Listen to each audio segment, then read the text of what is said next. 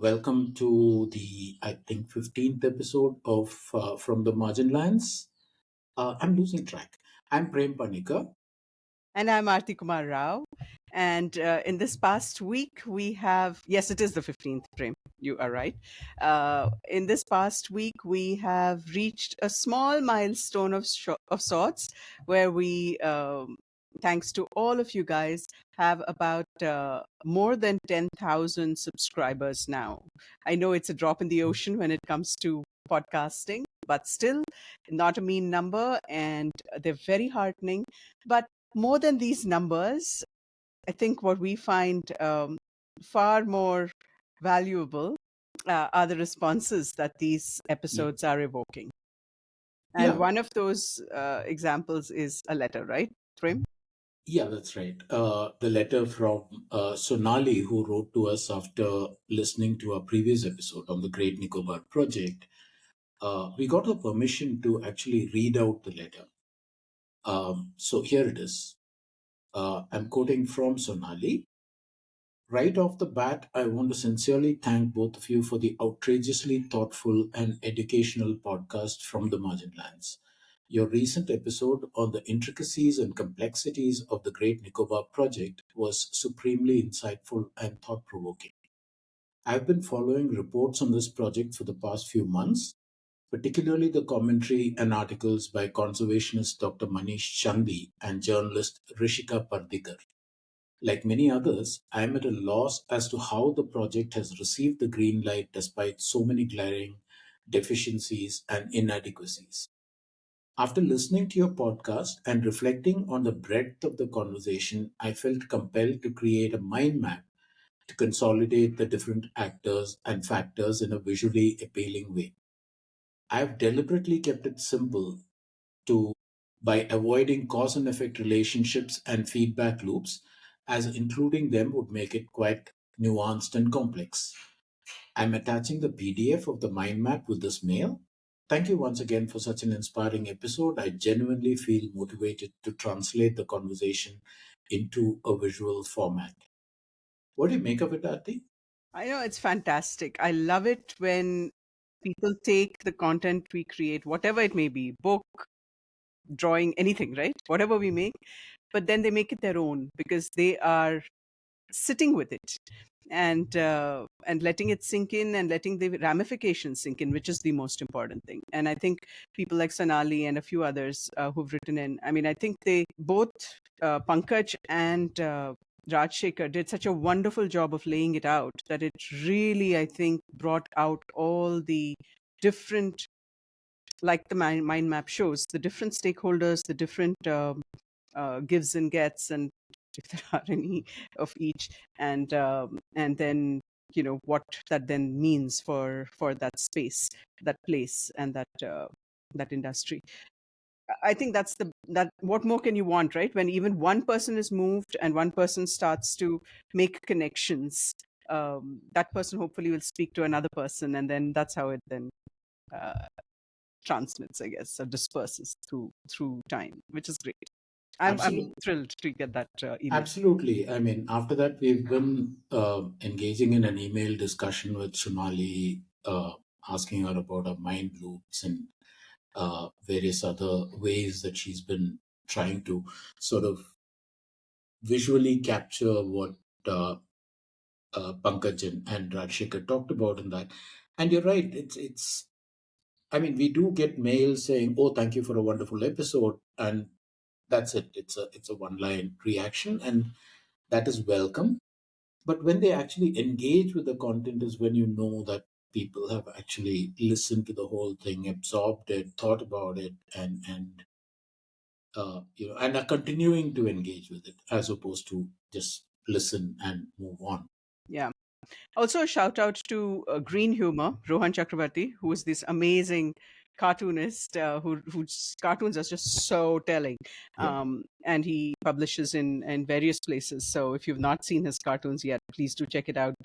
Green Humor on Instagram. But he gave a shout out to the episode as well, saying that it's beautifully laid out and very clear as to what's happening out there.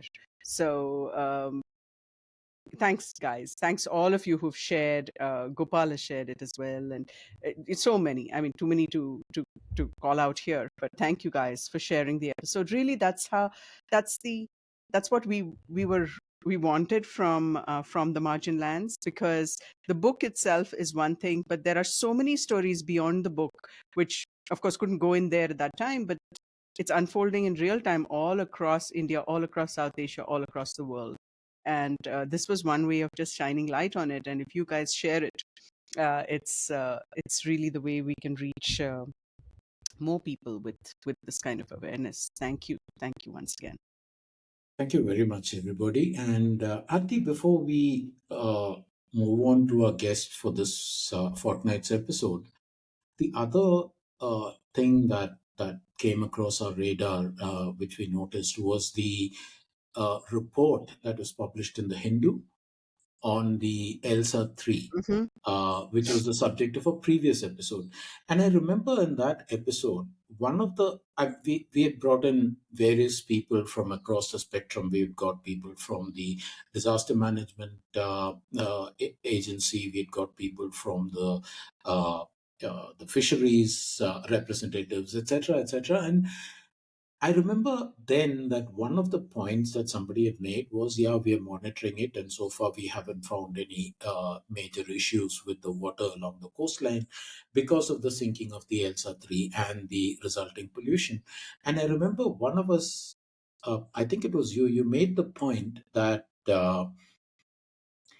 in the wake of an environmental disaster, and I think you were also drawing on your experience with the Sundarbans oil spill, you made the point that in the event of an environmental disaster, uh, pollution is not capable of being measured in the moment.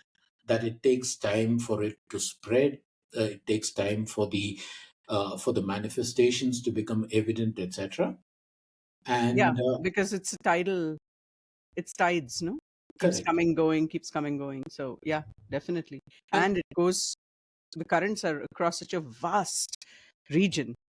yeah, and so the Hindu reports that a scientific investigation that has been carried out by the Center for Marine Life Resources and Ecology, which is attached to the Ministry of Sciences. So it is a government backed report, has confirmed that the sinking of the container ship MSC Elsa 3 off the Kerala coast on May 25, 2025 has led to significant ecological disruption in the southeastern Arabian Sea.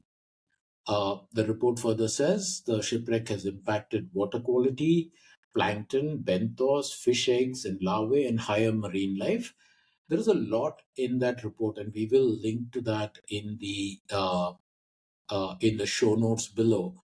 But I think basically what the report is saying is that everything has been affected. The ecology has been affected. The fish has been affected. Um, and there are also, so quoting from the report again, it indicates acute disturbance of the seabed with potential long term consequences for sediment health and fisheries habitats.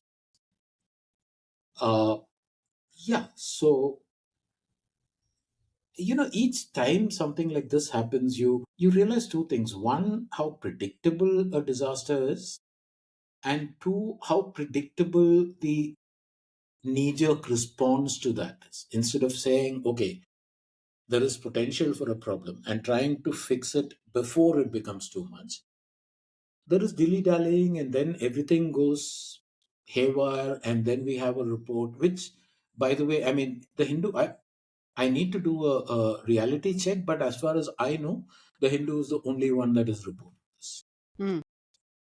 Yeah, So, we'll have to do a rundown and see where else it's come up. But you're right, because one is knee jerk reaction, but also there is no they don't seem to connect it to what this means for the coast in the long term, mhm. especially with the rise in shipping. Whether there should be changes. But I heard there are some maritime law changes. We need to delve into that too, right, Prem?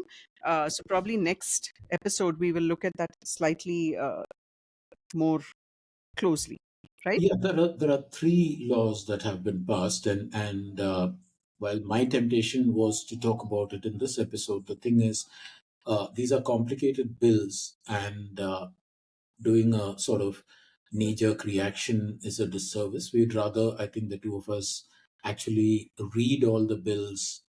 Uh, and when there are three bills, you need to also see them in tandem, right? I just had a sense of what the takeaways are, for to use a current phrase, but I think we need to study it deeply to see how each bill impacts on the other bills, and how all these three bills in tandem then impact on existing maritime laws and what it all means, right? And that's going to take us some time.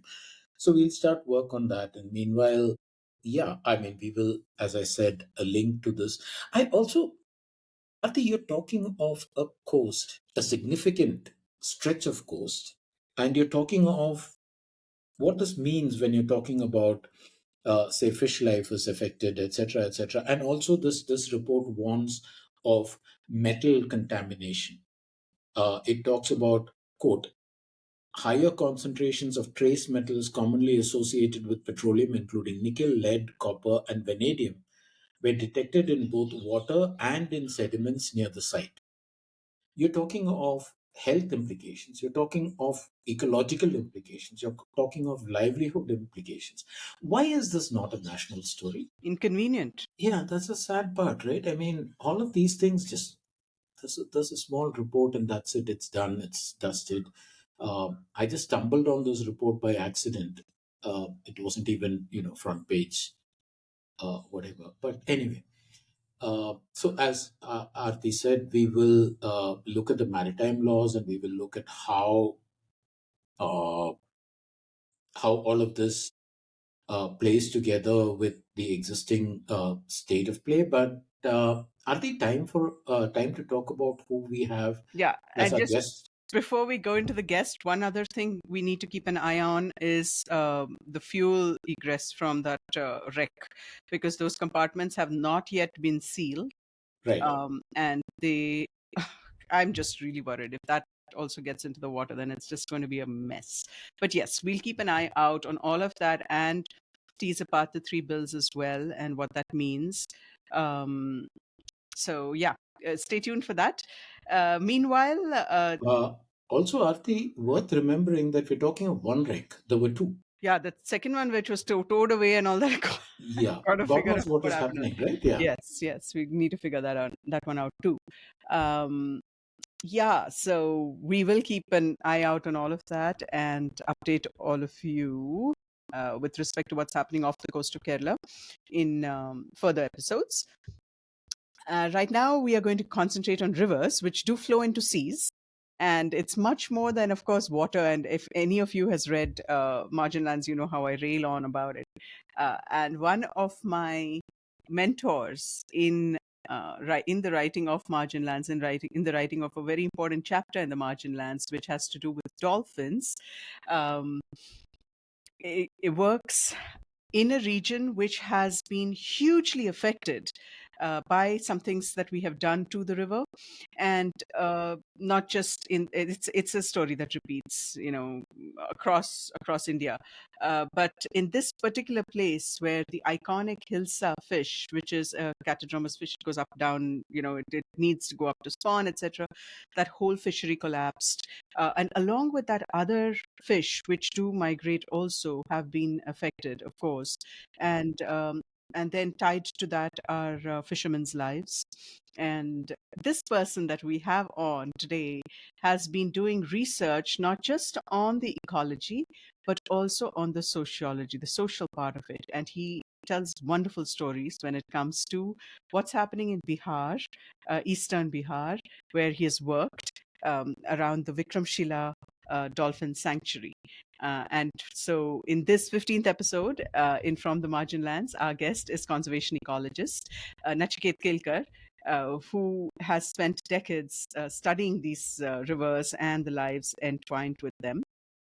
So, without further ado, let's see what he has to say, and welcome Nachiket. Hello. Hi. Hi, Nachiket. Thanks for taking the time. Thank you. Yeah, thanks so much for being here. I'm going to ask you a question which is kind of like off the cuff, right? Completely. Remember the first time maybe that you went to the Ganges, um, or any river of your choice? What were your thoughts, feelings? How did you feel on that river? And what does that river look like now, today? My first trip to the Ganga was a whitewater rafting trip when I was in high school. That was an upstream of Rishikesh, and I really did not have much. Um I mean, at that time, it was just of whatever you know of the Ganga in any general knowledge. I think I also knew only that much then, but in the whitewater rafting trip itself, we they often topple the raft and make you get up and all that. So we were doing all that, and at that time there was a pause, and I was in the water, and then there was the Himalayan, the Shivalik ranges around, and there I was like, wow, this is something, because otherwise you are in that adventure mode, and I also had gone trekking, so you had seen like, okay, this is a tributary of the Ganga, but that's all. But then it was really at the time of that experience, while being in the water, clear water there, and I was like, oh, there is something about this. There's like, this is an amazing experience. That's all I thought of, and yeah, that trip was very good because we had quite a bit of whitewater rafting at that time, and some connection I was definitely able to like take with me back with me when I went back. Rishikesh itself is a very pilgrim town, so that was definitely not very interesting to me because of all the pilgrim fervor around the town. But just the whole idea that you are on the Ganga, the main stem. This is the place. Then they took us to Haridwar and stuff, but that was all okay. That was like something you would expect any big river to have at some place. But yeah, that whitewater rafting trip, I would say, was the first introduction. And have you been back there lately or recently? And how does what you're Rishikesh, seeing now no. compare? Yeah, I haven't actually. No, I've never been there again. I've been till Haridwar, but not to Rishikesh again after that trip. Yeah, What so about so if you have when you went to the parts where you've done your work largely, right, in and around Bihar, um, what changes have you seen from the first time that you started going there to today? yeah, so I went first in 2006 to Bihar. This was when I was planning my master's thesis in wildlife biology, and by that time I had become quite interested in dolphins, particularly in river dolphins, and I was lucky enough to be able to meet the professor who was conducting this dolphin conservation project in Bhagalpur in Bihar, Professor Sunil Chaudhary. I met him in Bangalore during my masters, and he invited me to come over and see for myself what I would like to do. So that was my first trip, and I had gone there after a lot of people telling me that you better be careful. You're going to Bhagalpur. They had told me about the blindings case and all the bad things that you can ever know about Bhagalpur. I had heard by then. So, but I still went, and at that time I had an absolutely wonderful time. There was a great team who took me along on their winter survey, December, and we had some amazing sightings of river dolphins, birds, um, the works of it. So it was very good, and just the way it all happened so smoothly, I had decided that I'll work on this species here with this team and these people, and we still continue to work together. So including from the boatman who was with us till professor himself and my other colleagues. So it was very good. Now, if you think of the changes that the river has seen, uh, there are quite a few for sure. One is that there's much fewer birds. That is Mm. definitely something that I can like that strikes me when I think of what you just asked. Much fewer birds, a lot more construction activity on the banks, bridges being built, bridges falling in the water, ports, jetties being constructed, river fronts or embankments coming up. Smart city project Bhagalpur is one of the smart cities that is listed. So, a lot of economic activity. That is definitely something new. At that time, it wasn't absent, but it was nothing compared to what we have now. We have all the ghats are like there's something happening. There's either a lot of people selling stuff, which was not really the case at that time. The major change, of course, is the river course itself, which changes every year. So that's an important change, but it's natural, or at least in today's world, what you can call as near natural, because nothing is really natural. So we have had meanders form and get finished, and then channels. One channel taking back its own course, which it had earlier. One channel making a completely different course. One channel not being able to reclaim its earlier course, much to the desperation of the fisher folk over there, because they want that channel so that they can access the main Ganga right from their settlement, which is not the case now. The Ganga has migrated northward, and there's a major meander to the north bank of Bhagalpur, and so we have essentially what we have inside is a dirty side channel, which is Mm. bearing the city's pollution and sewage.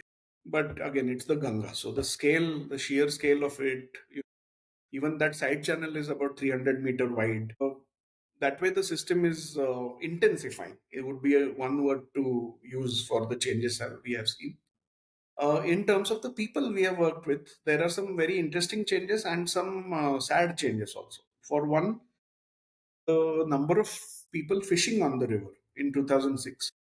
Although I had gone in the winter, but I had a chance to go again in the next summer and be there for a significant amount of time.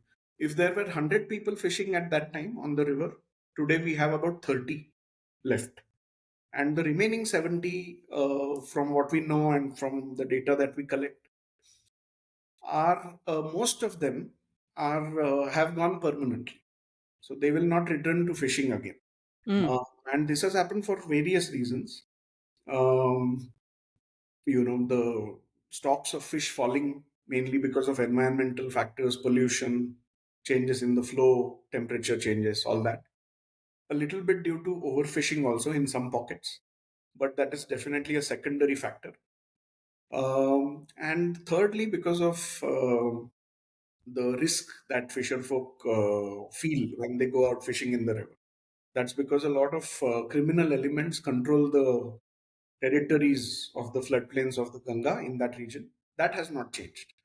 That was much the same as it was. Now, the modes of extortion and harassment might have changed. They have become surely more sophisticated than they used to be. From that raw and brazen violence that I also have indirectly witnessed, to now we are, the ways have changed, but extortion has not. And sure enough, people have fled the river. In terms of the people we worked with for the dolphin work, I think it has been a very good positive change, if I may. The boatman who I first met in 2006 is now a nearly regular, member of our extended team, and the sheer confidence in that person and the ability to express, in a person who could not see you in the eye at that time because of the background he came from and all. Just after years of just being together and chit chatting with each other, I think that is how such changes come about. He has become this confident, interested, genuinely concerned person about conservation who calls me up when there is off season. He calls me up regularly and says, "I just called to speak to you." And these might appear like small trivial things, but they mean a lot to me, and I'm sure it means a lot to him to make the effort to call me just to have a chat about Right. something. So I think these changes, the fact that we have been able to form a team of very talented young people whose capacities are far more than when they had joined us. I see that as good changes. Also, definitely, indirectly or otherwise, because of our work, the region and the sanctuary where we work with, the Vikramshila Gangetic Dolphin Sanctuary, got more attention also. And it has had its own benefits to the species also. So, yeah, that is broadly the key striking changes or interesting changes that we have seen. Before I turn it over to Prem, just really quickly, is this the same boatman that I met? The man who has been shot at once and he got, Yeah, yeah, the same Pramod. guy. Yeah. Yes, same. Pramod, right? What was his name? Pramod. Pramod. Yeah. Right. That was amazing. And I think I can attest to the amazing team that you work with over there. I met quite a few of you, and it was just, I think, of all the stories when I did Margin Lands, this was absolutely fantastic, especially going through Vikramshila Sanctuary. Hey, take us. For those who think, I mean, we are so rooted in terrestrial, right? If you think of sanctuary, I think of, like, say, Bandipur, or I say think of Nagarhole, and there are these protected areas, which are like, of course they have buffer zones and stuff like that, but there's still these protected areas where you can't uh, the animals go in and out, but you're not going to find, hopefully, I mean, you do find, unfortunately, you find even linear infrastructure going through it, but in some ways it is still a contained area. How does a sanctuary work when it comes to a river? Yeah. So there are let us go back to how the sanctuary was notified in the first place. So there were surveys happening at that time in the late 80s, early 90s. There was Professor R.K. Sinha who pioneered some of those surveys. There was Dr. Lal Mohan, R.S. Lal Mohan of Nagarkoil, who pioneered many of those initial surveys. And they must have reported to the then Forest Department of Bihar that this seems to be an interesting stretch where there seems to be a good population of dolphins. So they just declared it a sanctuary because I think that was the sort of obvious thing to do for a species that was in Schedule 1, etc. But because the region was always and the sanctuary was also declared as from the Sultanganj rocky islands in the Ganga, which were actually islands at that time, to the rocky islands in Kahel, covering a distance of 15 kilometers. Now, none of this is true now, completely. Kahel rocky islands are still in the middle of the river. The Sultanganj islands have now moved on the bank because the river shifted course. Um, it's not 50 kilometers now. It's because of the meandering, it's nearly 72 kilometers. So essentially, we can't have the same understanding as terrestrial boundaries of a park to a riverine system. It's quite obvious. Hmm. That also comes across as a great challenge to forest officers who come and take charge of the place. They really take a fair bit of time to sort of adjust to themselves to the fact that where do I draw my line, my territory, my area of control? It's not possible. This is one aspect of it. In terms of the boundary itself, now there is a boundary. So at least if you look at the main river, active channel of river that lies between these two placeholders, um, that is the sanctuary. Now, whether an island in the river will be included in the sanctuary, yes, it will. So that also in the notification there is something to define what it means. But will a side channel or a braided channel formed by the river be included? We don't know. That can very well be a legal gray area. And this is one of the reasons why in this sanctuary, fishing rights also were never settled, which is supposed to be done when you declare any such parcel of land or water as a protected area.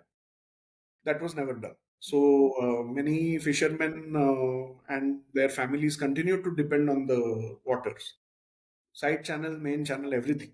And in the side channel, then the fisheries department actually auctions certain segments which are relatively cut off from the river for fishing in the dry season from November to almost March or April. And whether they can do this again is a legal gray area. Hmm. Whether so, it's that water body then is both inside the sanctuary and not Hmm. at a given point of time. And this has been a major cause of conflict, continuing negative reactions from fisher folk even now. Despite repeated attempts, including by us, we have not still been able to reach a point where at least there is some management action to allow some fishing but ban some other methods, because not all fishing methods are necessarily the best, even though they may be traditional or not. So there's a whole, there's an entire politics around fishing, its history.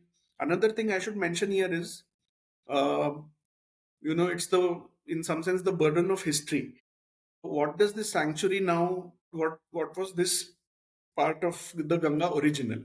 So this was part of the Panidari, which Mm-hmm. is quite well known to many as the water alternative of the Zamindari, where one family from Bhagalpur, uh, due to a Mughal gift to them, in 1687, were able to were able to collect rent from all the fishing, fish catch, or all the use of the ghats of the river for boat ferrying. They were able to actually collect rents and tolls in that entire area. Imagine, this is the main stem of the Ganga, and there is one family who is entitled legally or quasi legally to collect rent from what should have been a commons. And this continued, believe it or not, till 1991. That is nearly 40 years after the Zamindari Abolition Act.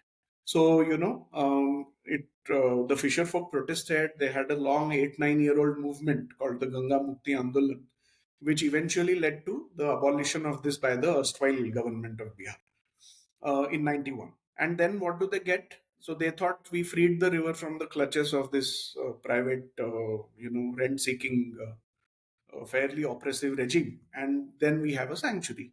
So which is going to again not allow us to fish. So these conflicts are very deep rooted.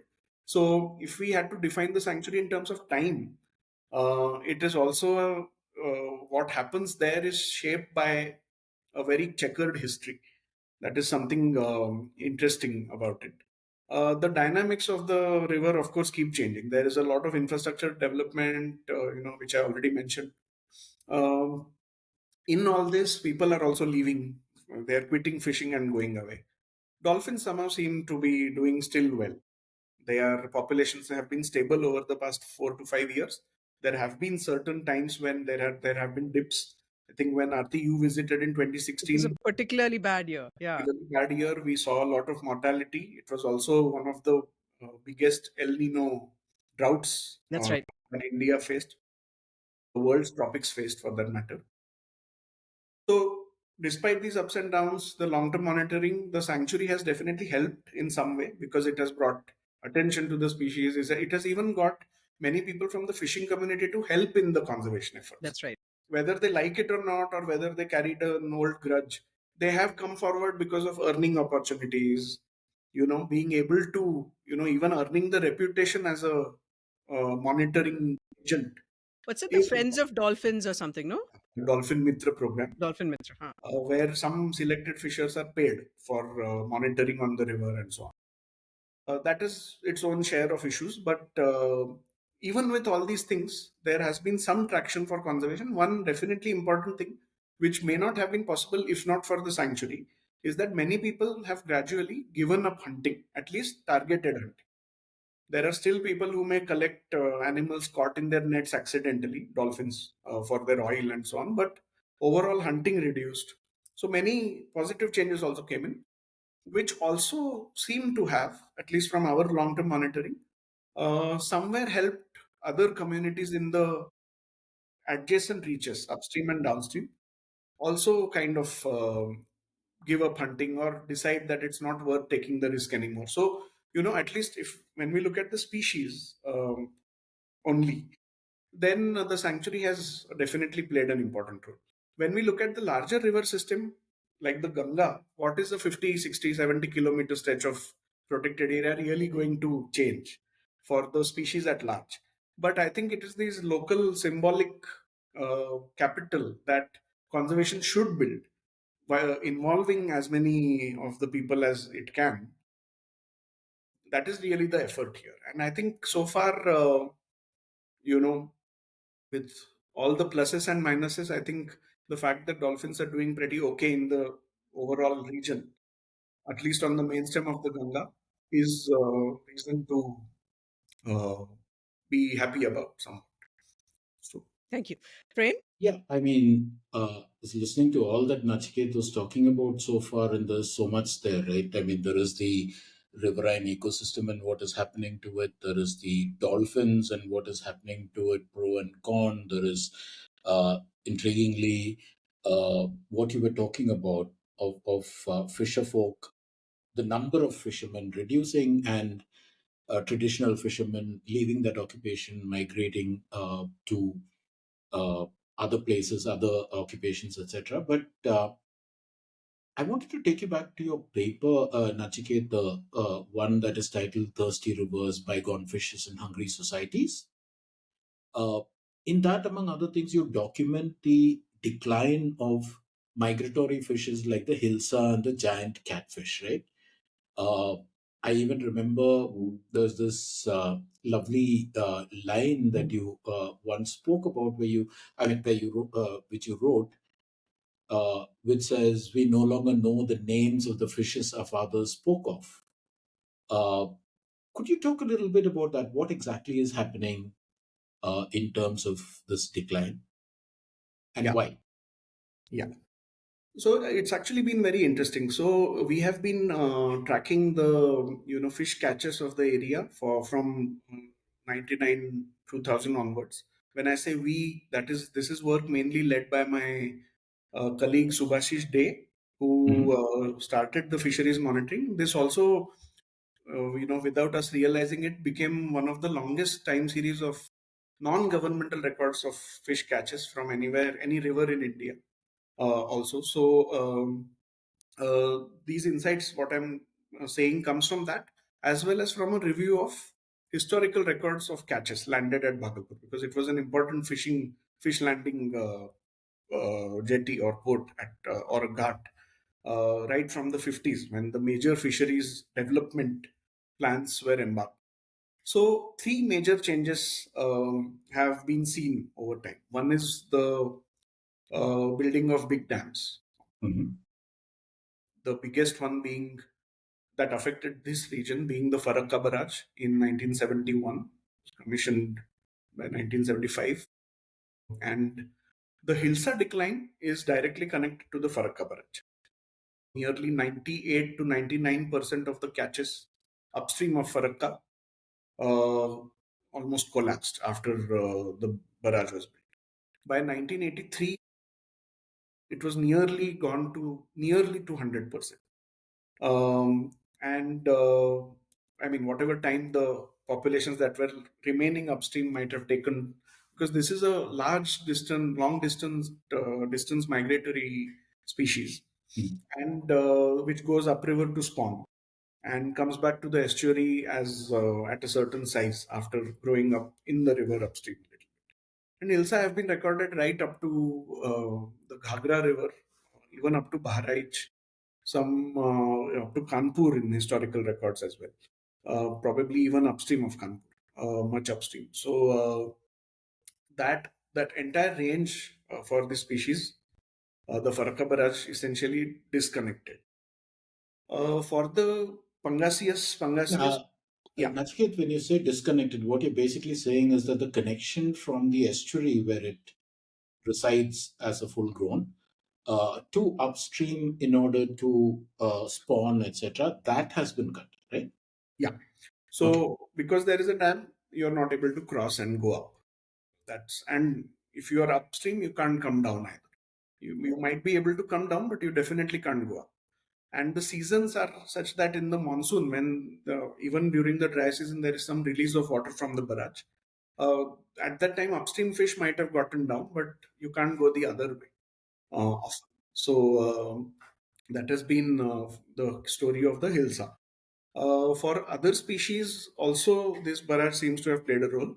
But for many species, the it has been a combination of large-scale factors, dams being one, but also, which is the second important reason, mass collection of spawn for aquaculture.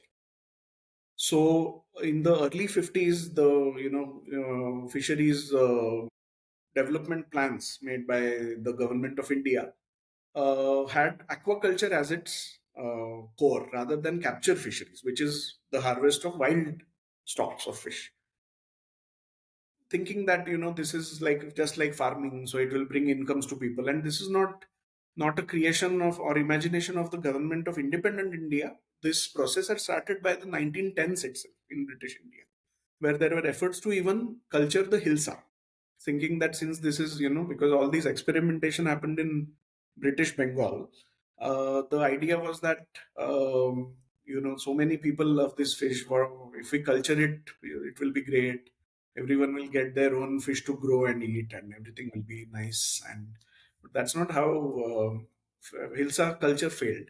And but carp culture did not. Carp culture really took off very well. That included katla, rohu, mrigal, even other less important carps like the kalbasu, which is also in culture now, but it's also caught in the wild quite regularly. So when the spawn collection of started, it was like rivers were used as a bank for collecting spawn, which you could put in the ponds to make it grow as katla, rohu, or mrigal. And that spawn collection activity apparently was, we know people who actually participated in it in the 50s, and they say that it was massive. It was like for every batti, which is like a small container of fish fry or spawn that you collect, they would be given some 1 paisa or something, and the more you collect, the more you get. So it was massive collection during the floods, actually around the year. And that even by the admission of Central Indian Fisheries Research Institute, its reports, that was one important thing that led to the gradual decline of katla, rohu, and mrigal from wild populations. The third reason, of course, is pollution. And the pollution again dates back to roughly this period, with the development of different industries and so on. If there is a fourth reason, it's still a minor one, and that is local overfishing, which is definitely not something to be ruled out. But in comparison to these three big reasons, it is probably nowhere. There are several reasons for it. One is that the river is we are talking about a really large river. Comparatively, fishing effort was not evenly distributed everywhere. So there and being depth limited, such systems are naturally limited in terms of technological uses. It's not like a trawler will come tomorrow and scoop the entire floor and take everything out. It is simply not possible, thankfully. So technological limitations in gear use. Uh, most of the changes were in materials. Like from cotton we went to nylon. Now we are using. Everyone is using plastic nets now, monofilament, even multifilament plastic nets, or a combination of nylon and HDPs, uh, high density something uh, Polymers. polymers. So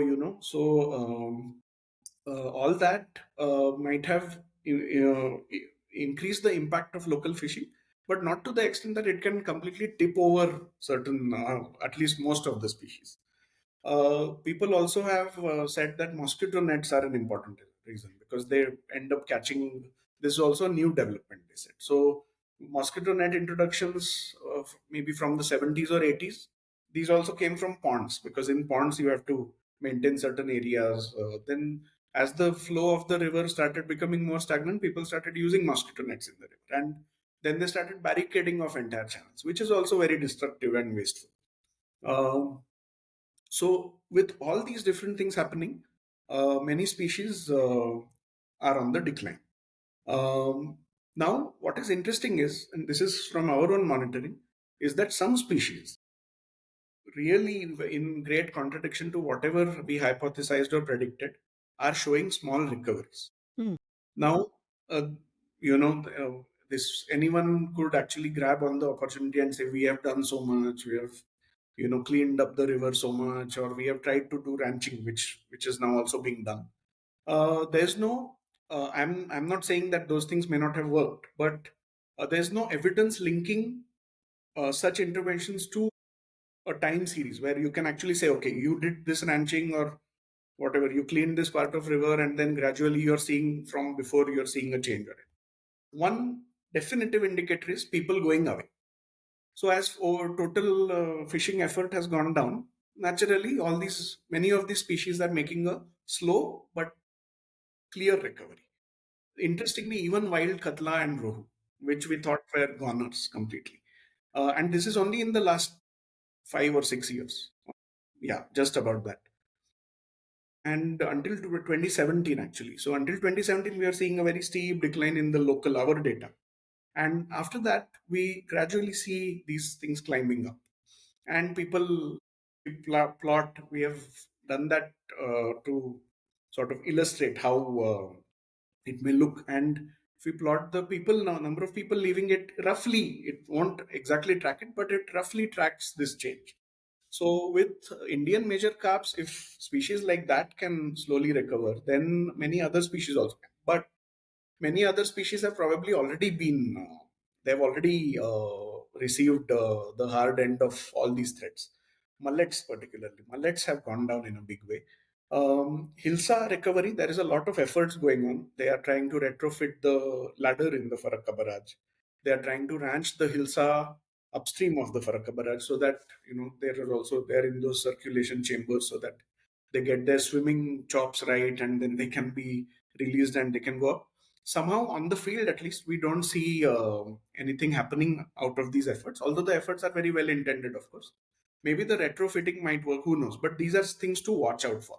Hmm. But real reason will always be the reduction in fishing effort due to distress migration, not all these interventions put together. Uh, that fishing ladders thing that you were talking about, we'll come back to that. But this last point that you made about distress migration, and throughout this particular segment, you've been talking about the decline of various important fish species, various commercially important fish species, uh, which Nachiket kind of brings up the question: how are the local communities experiencing this decline? Are there, I mean, you've done a lot of field work in that area. You've had a lot of conversations with people there. Uh, could you think of what they have been telling you that resonates with this question? Yeah. So people feel there is still decline. They are very categorical about it. They say that, okay, you might be finding something in your samples, but we believe that all fish are just going down, and there will be a day where nothing will be left and so on. But that's not surprising, because for people who have been seeing declines, there is a tendency to believe in very linear trends. uh, I really don't feel that even with climate change, the non-linearities and surprises of climate change are often picked by even local communities. So there's something similar, so they say everything is just getting over.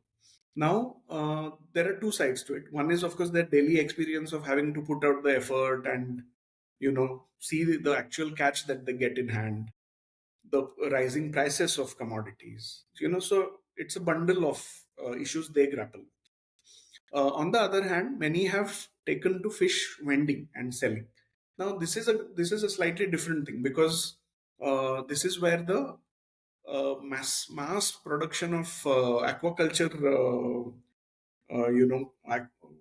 cultured fish like these three carps and many others, has now kind of dominated the markets across India. This is mainly coming from Andhra Pradesh and West Bengal. And in a way, so there's always some fish you can buy and get home, but it's not your river fish. And also the people now who are actively fishing and who have seen only Andhra fish mostly, are also now, for them this is a new normal. So they say, yeah, river anyway. Those old people used to only like river fish. You know, now we just have to make do with what we have. So for them, it is a very linear trajectory. They don't report similar. So we don't often agree on. If we say that there is some recovery, they'll say, well, maybe you're looking somewhere else. So there's no agreement as such, and we are respectful of that, because what they feel is a different reality from our data, which is going to be a different lens to the same thing.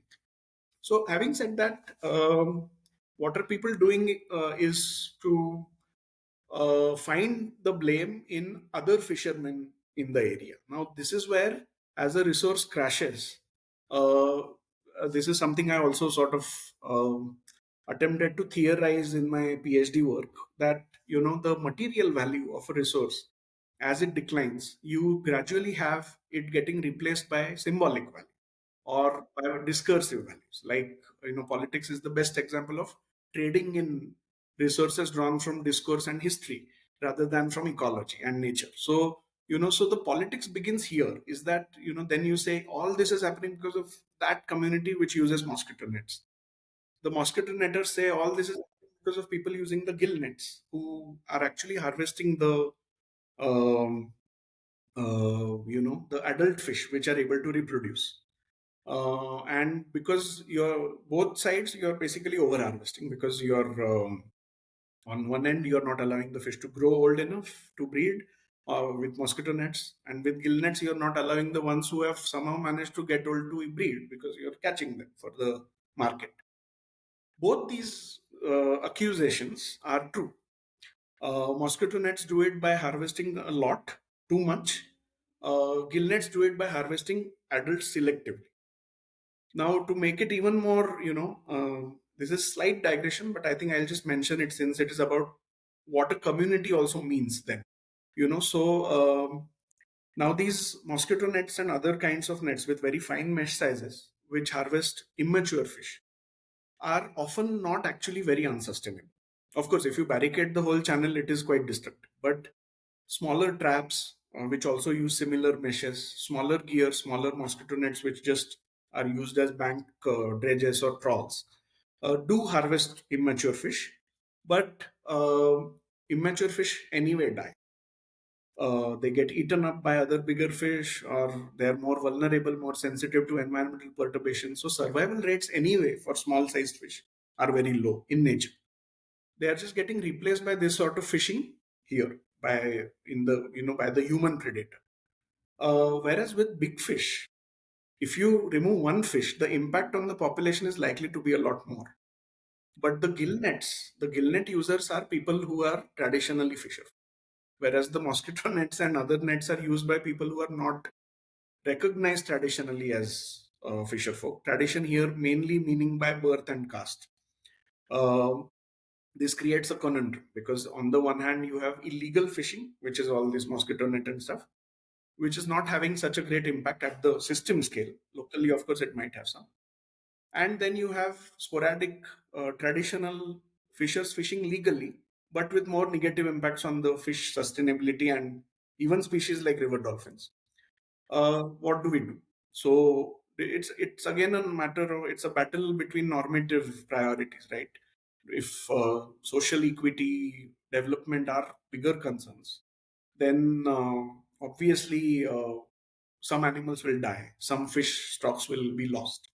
Whereas if better, more sustainable management of fisheries is the concern, we will have to find ways to not allow people to use many types of nets and gears, which would mean negative impacts on their livelihoods.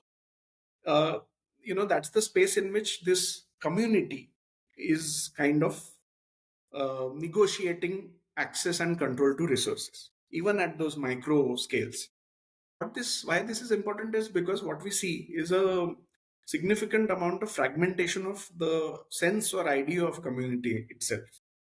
So the same fishing community may not have the same narrative about what has happened or what caused it, because now it has become another way to put it is, what used to be a battle between a fishing community and the rest of the world has now become a battle between fishing sub communities and sub castes and so on. So that brings in caste, that brings in politics, that brings in environmental entitlements. Like who should be allowed to use a certain net where? If it's a sanctuary, it's like a headache again, one more variable in the mix. If it's not, even then, who is entitled, where? So people have said this to me. They say that uh, people who are not born fishermen are using mosquito nets and earning better than us. If we as traditional fishermen got to use those nets, we'll do that. So there is no, idea of like traditional knowledge, wisdom at least. There's none. I don't believe in that anymore.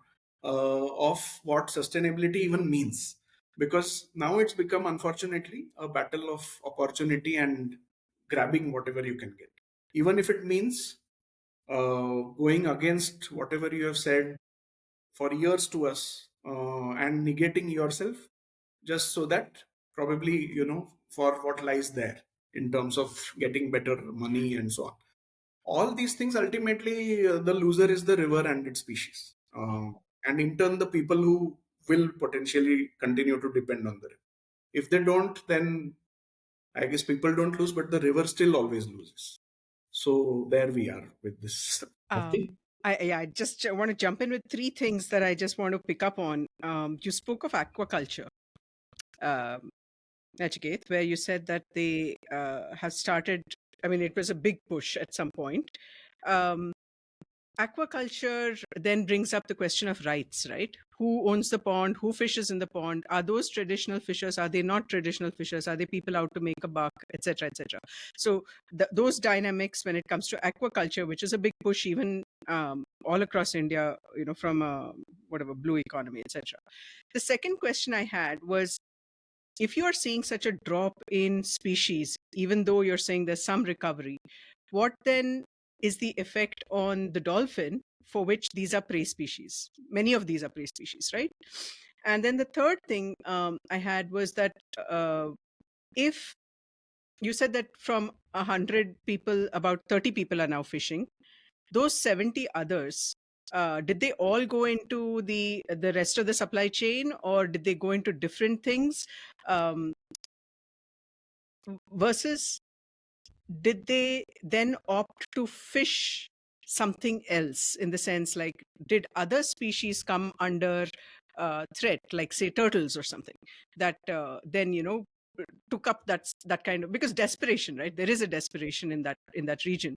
And then also, sorry, question number 4 then is that the criminals who you said who prey upon these fishermen who used to be there, if the fishermen itself have gone from 100 to 30, then where has the criminal activity gone with that? Who has become their prey now? Sorry, 4 questions, but I can remind you of these because I've written it down. Sure, thanks. So the first question about aquaculture, that is really an open area. I would say there is a lot to be done. I definitely believe in both its potentials and also remain very concerned about its impact at scale. So last year we had a master student doing an interesting project with us about what are the factors hindering um, the mobility or the potential to access opportunity for riverine fishermen wanting to access ponds. And now this has been a long-standing demand, and I think it's a fair demand also. If we think of it from their stability, their income generation, sustainability, livelihoods point of view, they want stability. They are tired of being these fishers who would brave the Ganga in all seasons, go here and there. They are tired. They are at risk. They don't want to.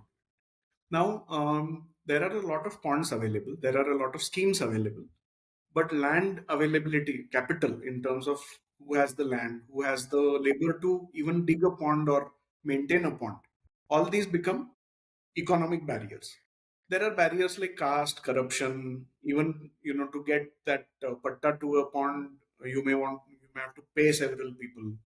So between in Bihar, definitely all these things, despite there being a lot of scope for productive aquaculture at small scales involving families in a cooperative or even informal setup, jointly, managing a few small ponds.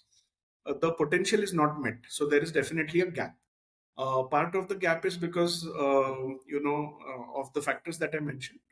But in terms of the value of the resource, I mean, in terms of the water quality or the suitability of those ponds to grow fish, they are still quite good. So the student also did this part in her work, that she looked at some very broad indicators of what is suitable water bodies available but not being used because of all these intervening socio-economic barriers. And she also compared this with another district of West Bengal, just to see how two different governance regimes may lead to. I'm mentioning this because it's kind of illustrative in partly answering that question. So in West Bengal, what she found, because the fishing has a better, it's less neglected than Bihar capture fisheries in West Bengal. So the cooperative sector is a little better organized than Bihar in when it comes to fish. With all these things in place, and the culture also, the culture of fishing it runs much stronger in West Bengal than here comparatively. So how do these factors, what really differs? What she found very interestingly was that West Bengal has taken a turn towards privatization of ponds. uh, you know which was unexpected to us. We would expect more ideal things happening there, relatively at least. Whereas here we are in a completely open with somebody standing with a rifle on the bank of a pond and firing in the air when somebody comes to try and fish over there, in Bihar. But with a better resource, and the West Bengal ecologically, those ponds were not as suitable, based on her indicators, as the Bihar ponds. But yeah, so here you have, just to, I can't go into the, big details there, but just to put it very broadly, just for argument's sake, you have a poorer resource in terms of aquaculture suitability being enriched by privatization, since they have the capital to do so, but excluding many people. Hmm. Whereas here you have a completely open access mess of it, but a lot more resource available and a better quality resource available. Hmm. So definitely in floodplain regions, this is a promising option to people.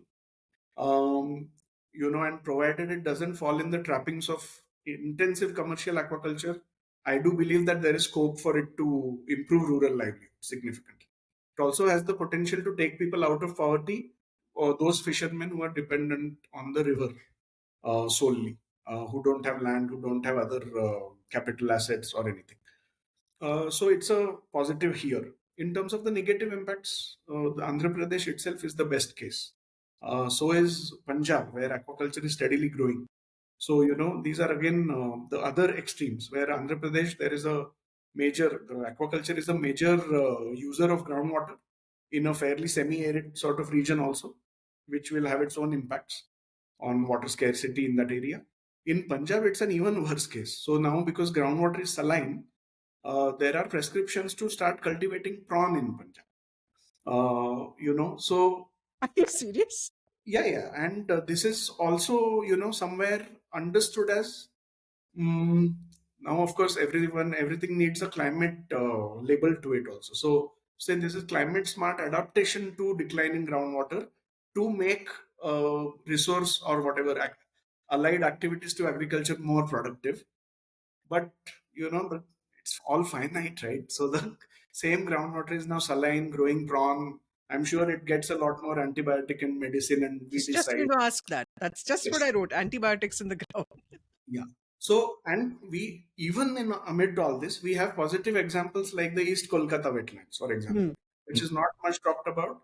It is also getting more and more polluted by the sprawl of urban Kolkata, but nonetheless, that is one system where small scale collective aquaculture actually worked for several years. Also did not hurt biodiversity as much as it could have. So, there are also good examples. So aquaculture is really a very I mean, if any researchers may be listening to us today, they may, really want to explore this from various lenses and angles. That is a broad, big answer to the first question. The second question about the dolphin, see the prey species thing. Our work actually proved fairly,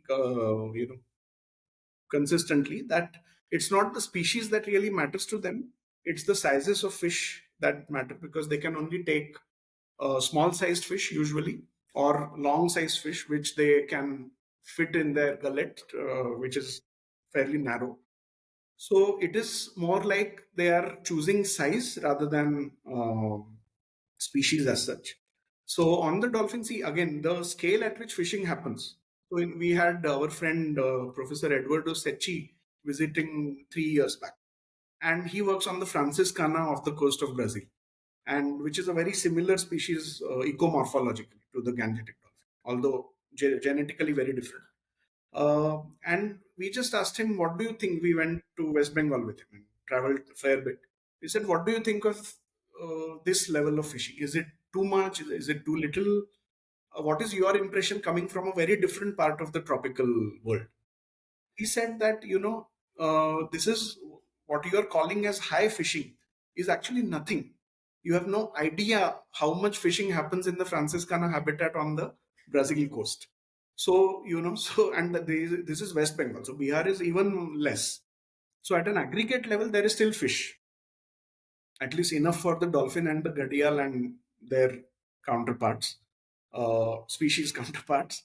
Uh, uh, in terms of whatever offtake happens, we have measurements of those things.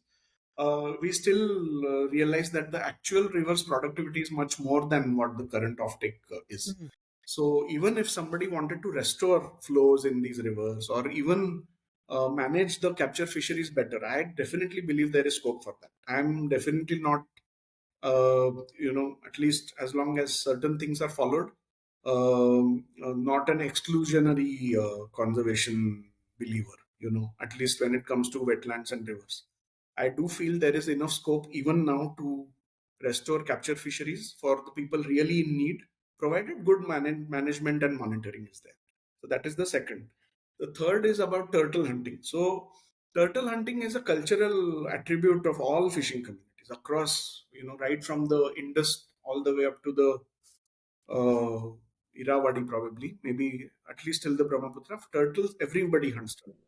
And they continue to do so. The only reason they cannot hunt anymore is because there are no turtles. Soft-shell turtles have been nearly wiped out of many rivers of the Gangetic Plains, mainly because of fishing. So, dolphins have also been hunted for their oil and stuff, but that is nothing compared to how much turtles have been hunted. And this has happened for ages. Mhm. It's one of the traditionally most deadliest things fisher folk have actually done to biodiversity. Um, Wow. yeah, and the Chambal, probably some parts of the Ghagra and Gandak, remain the only rivers, maybe a few others in Madhya Pradesh, in the Gangetic Plains. These remain the only few parts where some turtle species even occur now. So otherwise, it's been a complete wipeout. Um, and it continues. The calipi trade, the meat trade in turtles, in soft shell turtles, pet trade in hard shell turtles, still very much on.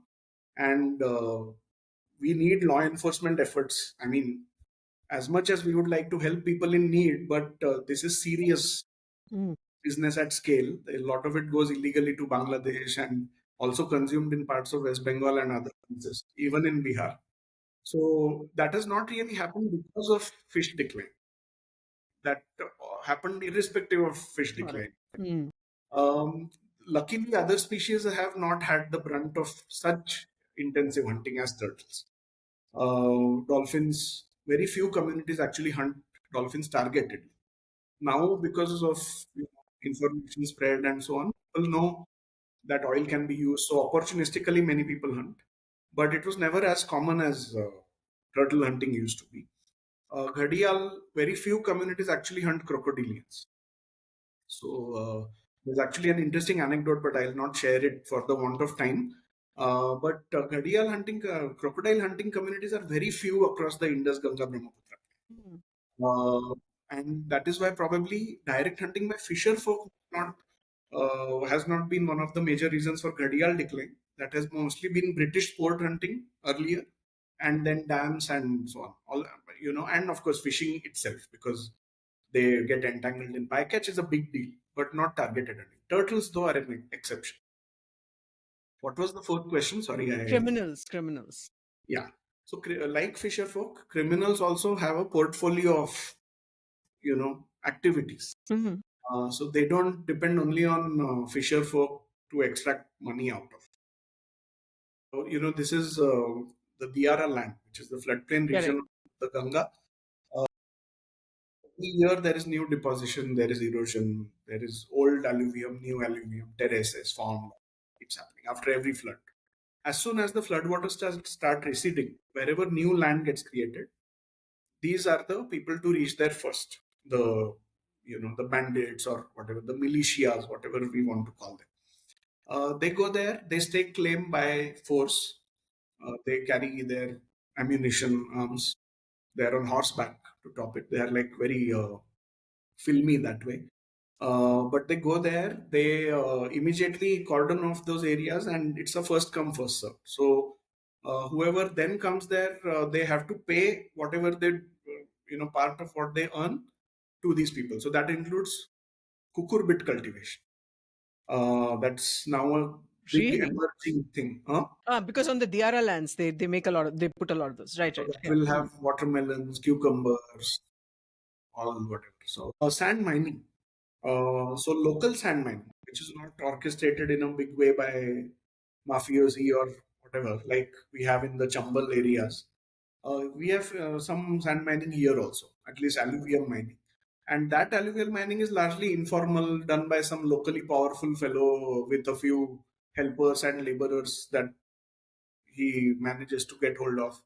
And often these boats are these taken from these boats.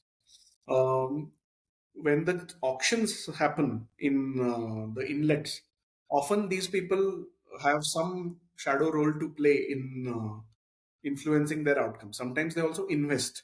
And now, what we see, unfortunately, so is that the people who are left behind, still dependent on some form of fishing in the river, are, if they are not leaving, some of them are actually forming alliances with such elements. Yeah, it's like protection, right? So you form an alliance with somebody like this who is powerful, or you get shot by them. So what will you take? So people do that, and then they suffer big losses because what is originally promised is never honored. um, because they have also the uh, sorry lion's share of resource invested in acquiring the bid for Yeah. the. So that is how it happens. Now many of them are into other things also, like real estate and whatnot. So wherever you need force, also, or loan recovery or whatever things, shady things like that. What do the fisher folk do? So if those 70% have gone away, many of them typically get into construction labor. It may be local, it may be in places like Delhi or Calcutta, or a lot of people go to Punjab, interestingly, from this region where we work. Mainly because farm labor is needed always there, and you won't get cheap Punjabi labor usually. So you mainly get Gangetic labor, UP, Bihar, West Bengal. Many go to Bangalore because these are the like rising new, you know, pull forces for the labor. Many go to Mangalore to mine sand from the Netravati river. So Oof. uh, it's like wherever cheap labor is required, these people are out there. Farm labor, construction labor. The third thing is fish vending. If we just put broad ranks to it. In terms of switching species, they have not really done, because river fishing is usually not too selective. It is mostly again a multi-species, multi-gear sort of portfolio activity with multiple gears used. So if that's also a challenge in managing it. If you say that okay, you can use these two gears but not these, then they'll say, but this is the season to get that fish, which we'll get with the third gear, which you're not allowing.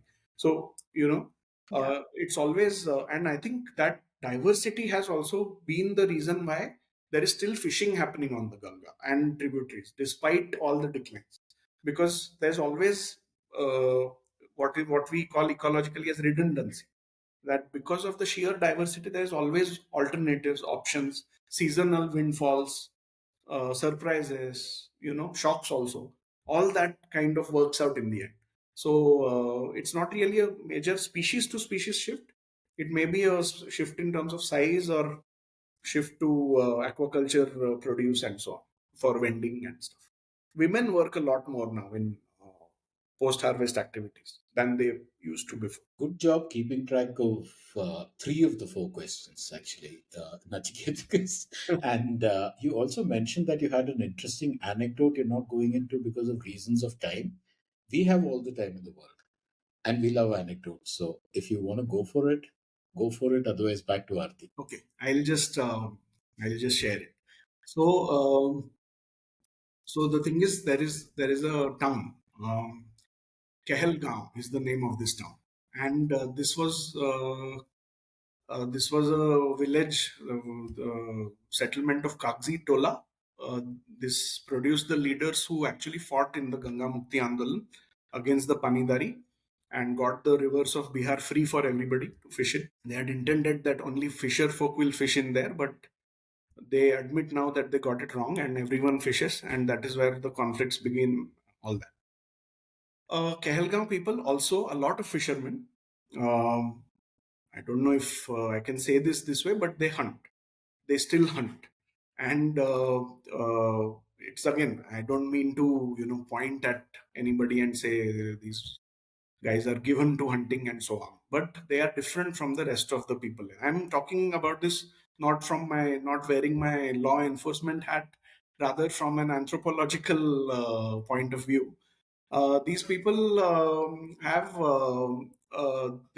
they historically they have had connections with the Rangpur district of Bangladesh, where another fishing tribe called the Gandrars, or the another account calls them the Guruwarus or something. Wait.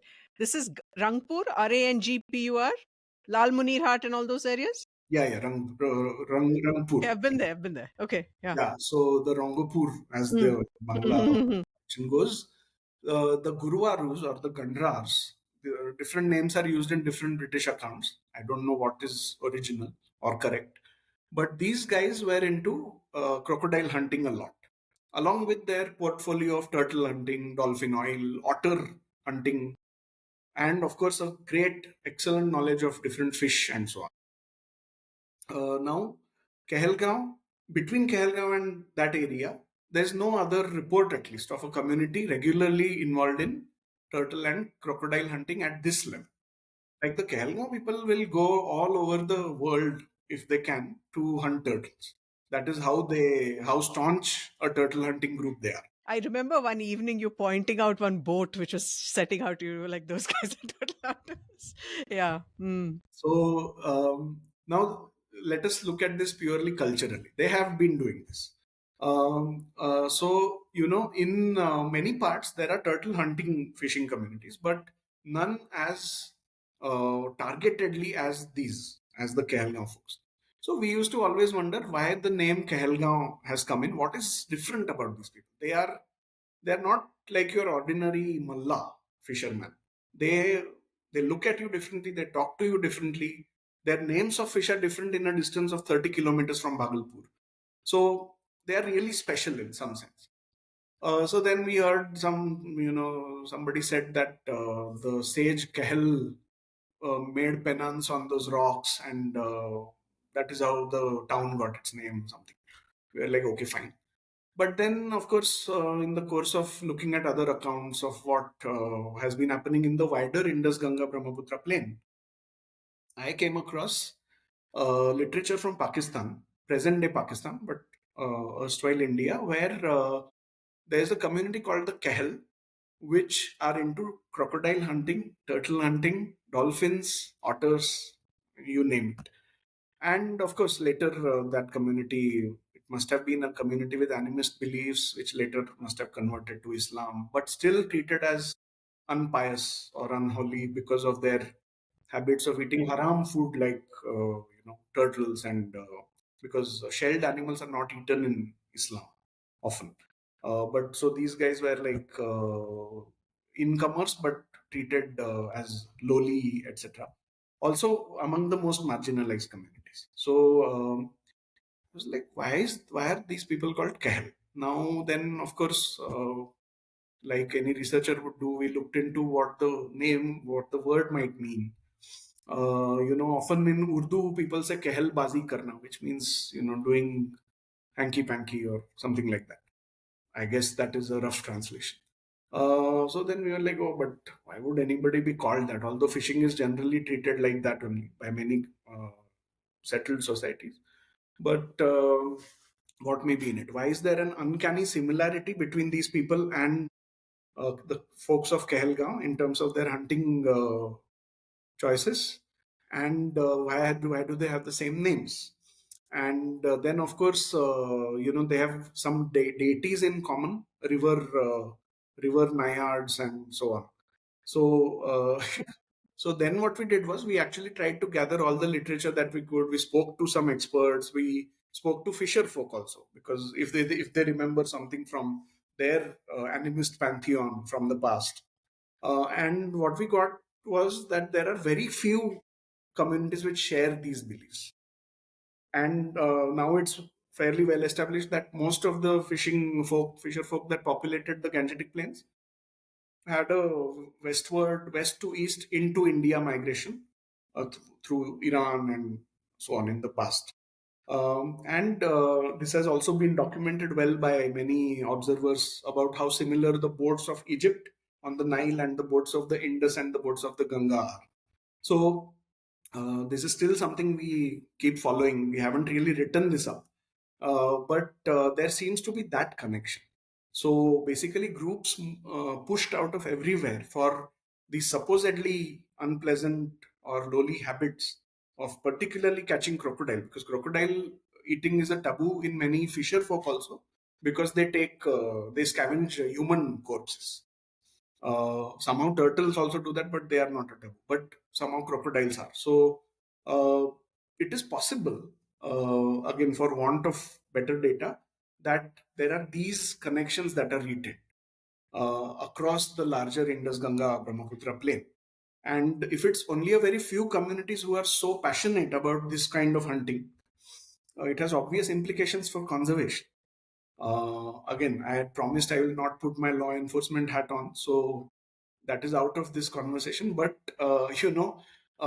it's the impact of these few communities who have decided to stick to their traditional practices does have a significant impact on. Like today, wherever turtle hunting happens, there is some connection with Bhagalpur or Kehelgaon that we have. Yeah, so at least in the western part, West Bengal has its own story, but UP, Bihar, Madhya Pradesh, a lot of reports of turtle, seizures of turtle hides, etc. Somewhere loop and connect here. Fascinating. So just clarify one thing for me. You said Rangpur, and you said the people who hunt, who fish there as well. Uh, the fishing communities I visited along the Tista there are all Hindu. Yeah. Okay. These two. These two. Okay. So they are incomer groups into Hinduism. Among the fishing castes, they rank on the slightly lower side. This is the Banpur community, which is in Bihar.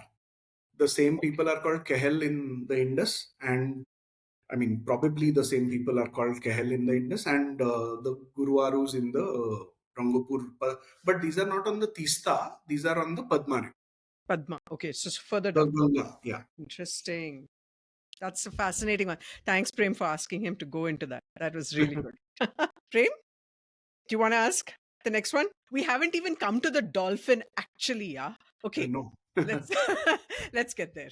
So just give us a sense of what Platanista gangetica is and why it's so special, and what are the major threats to it. Speak also, if you can, a little bit, Nachiket, to what happened to the Baiji on the Yangtze and what we could learn from that, if anything. Prem, you're on mute. My screen might blank off for just 2 minutes. I'll be right back. Okay. Yeah, sorry. Yeah. So Platanista, So Platanista gangetica is, the or the Ganges river dolphin, is the most ancient living species of odontocete in the Ganga, in the Ganga, Brahmaputra, Meghna, Karnafuli, Sanghu systems. It has a fairly wide distribution range here. Yeah. So the Ganges River dolphin, or Platanista gangetica, is the oldest surviving odontocete or toothed whale species in the world. Only sperm whales are probably older evolutionarily than Ganges River dolphins. And this they evolved nearly 25-26 million years back in what was the Tethys Sea, which was a shallow sea between the Indian plate migrating up into the northern hemisphere, and the the Eurasian plate, which was already there, and the sort of meeting of the two plates raised a big landmass, which was the floor of the Tethys, which became the Himalayan mountains. Everyone knows this probably, which is why also the Himalaya is called the Sagar Matha. The taller peaks are called that because of that connection. And the Tethys was a sea of several cetacean species of shallow waters at that time, which died out.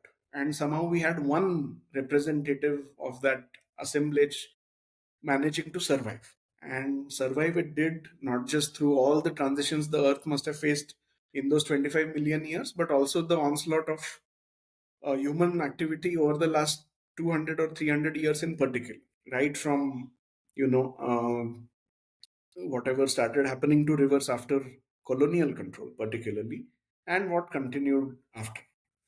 What makes the species really remarkable is, somewhere it's a case in how little it takes to survive, and it manages. So this species is nearly completely blind.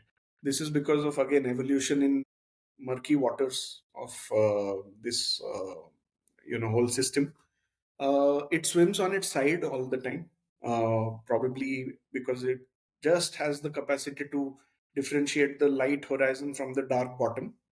And that is why it probably needs to be in that position to sort of have its whatever navigation equilibrium. It's also a shallow water species, right? So it only produces high frequency echolocation clicks, which are very broadband, and it clicks probably one of the few animals on in the world that emits some sound continuously. It's a continuous emitter. There is hardly a time when it is quiet, because it can't afford to be. It might crash into something if it does that. So these are some really amazing characteristics.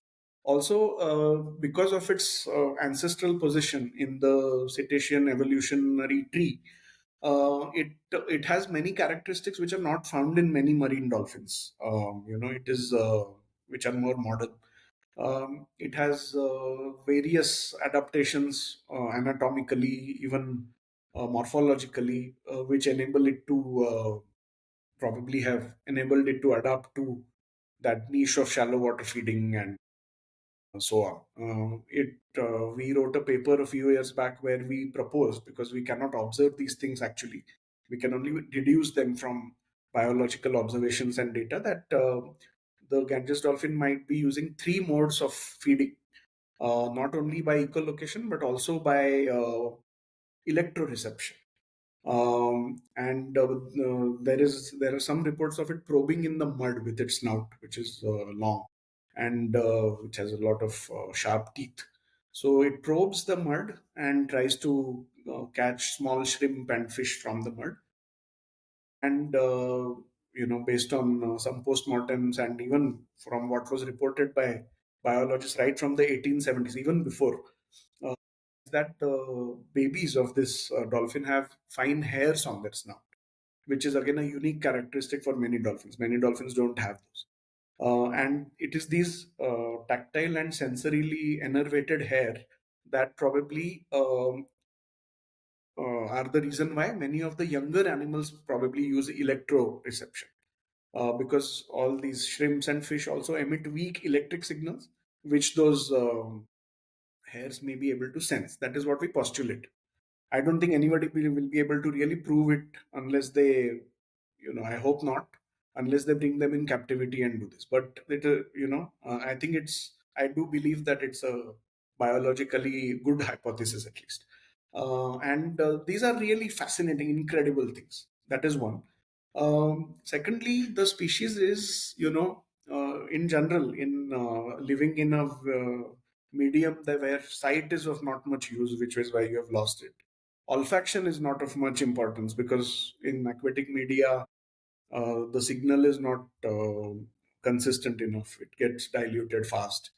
Um, it's a world of sound and perceptions that we wouldn't even commonly think of, right? Like electricity and so on. So this very unique, aspect of the species, I think that itself is reason to do anything to conserve it. People say all kinds of things that they indicate to clean water and so on, but uh, that is flawed in my opinion.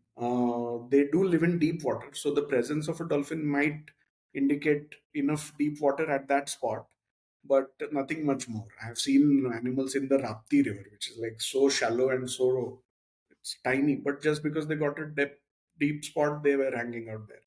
So indicators and all that, or they say this is at the top of the food chain, and if it dies, the balance of, I don't know, I don't buy those arguments.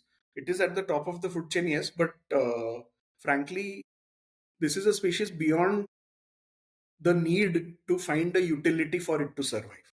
This, its existence itself is, and the fact that it is a resident of the Indian subcontinent, peerless in many ways, is reason enough. So that is one part of it. What we see is that these animals are remarkably resilient. So if now our data show that these are doing quite well in quite a few parts of Bihar and some parts of Uttar Pradesh and so on.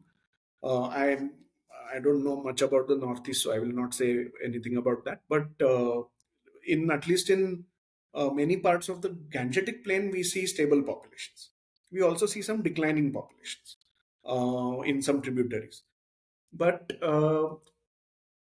with all the conservation attention and effort that it has received, I really believe that it's the species' ability and resilience that is the reason for it to still manage. Because many of its, co-occurring species have not managed as well as it has. Its only need is enough depth. Of course, a desirable thing is to have cleaner water. For that is for any species. So it is, the fight for the dolphin is actually going to be about finding enough depth in the future. It won't ask for anything much else. So that is one thing. Now, that doesn't mean that it is going to withstand any threat. That is not at all the case. It has managed well so far, even with large dams, even with pollution, even with fishing, hunting, and all. But there are two things. One is mega projects, and uh, we don't know what lies in store. One is the river interlinking project, which and the national waterways project. Now, both of these projects have been discussed quite a bit, and uh, they have also attempted to find ways to minimize impact or mitigate impact. But we are only talking about now. Um, Luckily, the projects themselves are fairly unfeasible given the huge costs, also the large scale, recurring costs of things like dredging and maintaining freeways and all that.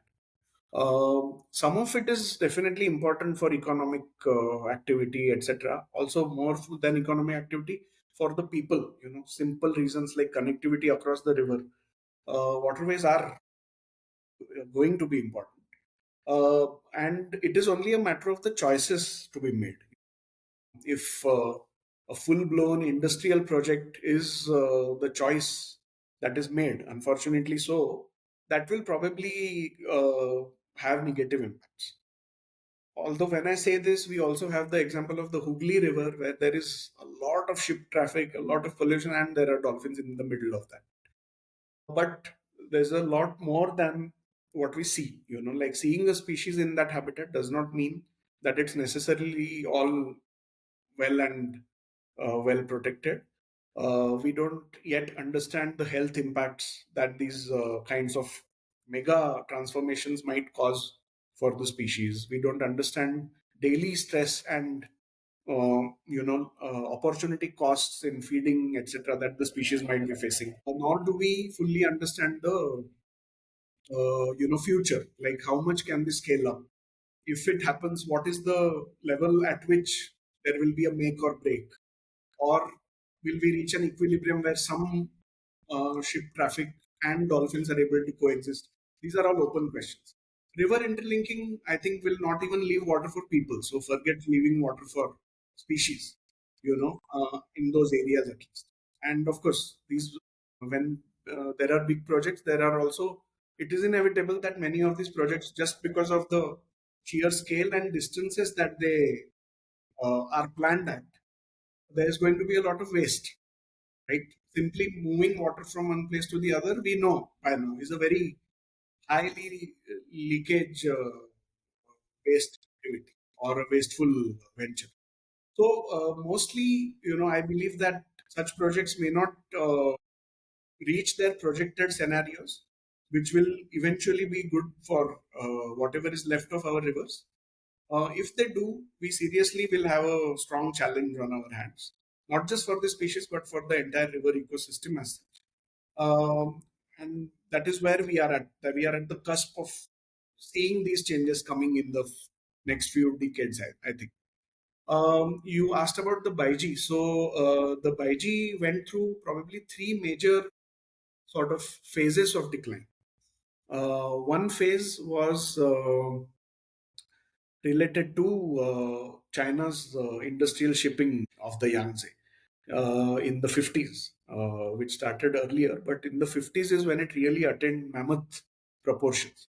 And the mass shipping of industrial commercial purposes that was carried out in the Yangtze River claimed the species significantly. A lot of them died because of propeller hits and generally bad quality of water, accident, ship strikes, and all that. Now, the Baiji is a relatively younger species, meaning it's not as ancient as this one.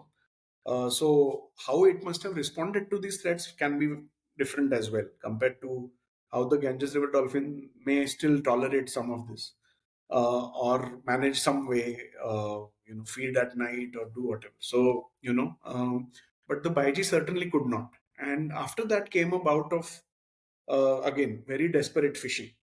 And the final nail in the coffin in the Yangtze for the Baiji was the fishing itself, because it happened to be with those electric rolling hooks and many other destructive practices, just in the hope that it's an already ruined river. So whatever we can get out of it, we'll try to get and then do something else. Or I guess that must have been the thought. So such practices like these rolling hooks and all claimed whatever few Baiji were left. And then officially in 2007, 2008, 2007 was the official declaration that it is extinct. The first human-caused extinction of a cetacean.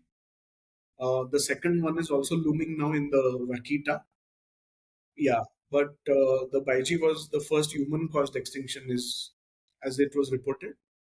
On the other hand, we have another species in the Yangtze, the finless porpoise, the Yangtze River finless porpoise, which is a much smaller animal, much darker also in its color, and it doesn't have a dorsal fin, but it's a porpoise, similar to dolphins. Now, this finless porpoise, the Chinese researchers took some remarkable efforts to protect this species. And although in the Yangtze River, it is still, the population is still precarious, they established captive, not captive, you can say semi-natural or semi-wild populations in oxbow lakes in the Yangtze floodplain for this species, and they are doing remarkably well there. So, increasingly we talk of a future for many threatened endangered species, which involves some level of captive holding, so that at least it's not wiped off completely. Even if it is, even if there is the threat of it getting extinct in the wild, we still have a captive stock at our end. So these discussions, I'm actually very happy that the Ganges river dolphin is still very far from these discussions starting. The same is not true for its sibling species, which is the Indus river dolphin, which faces a worse threat than the Ganges dolphin, because in the main population that remains is only in Pakistan. Around 2000, 1900 to 2000 dolphins are left. And uh, uh, while the population is secure because of good protection and so on, the habitat is reducing. Uh, the habitat has shrunk by nearly 80% over the last 5 decades or so. They are extirpated from all the tributaries. India today has probably one Indus dolphin left, or maybe two, in the Bias River in Punjab.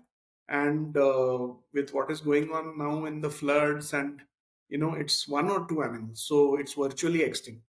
And when a species reaches this level in a country like ours, then obviously, the immediate thought is, can we bring back we are already bringing species that went extinct long back. So, can we bring another species which is also facing extinction in India, uh, from the stock in Pakistan, and help it sustain?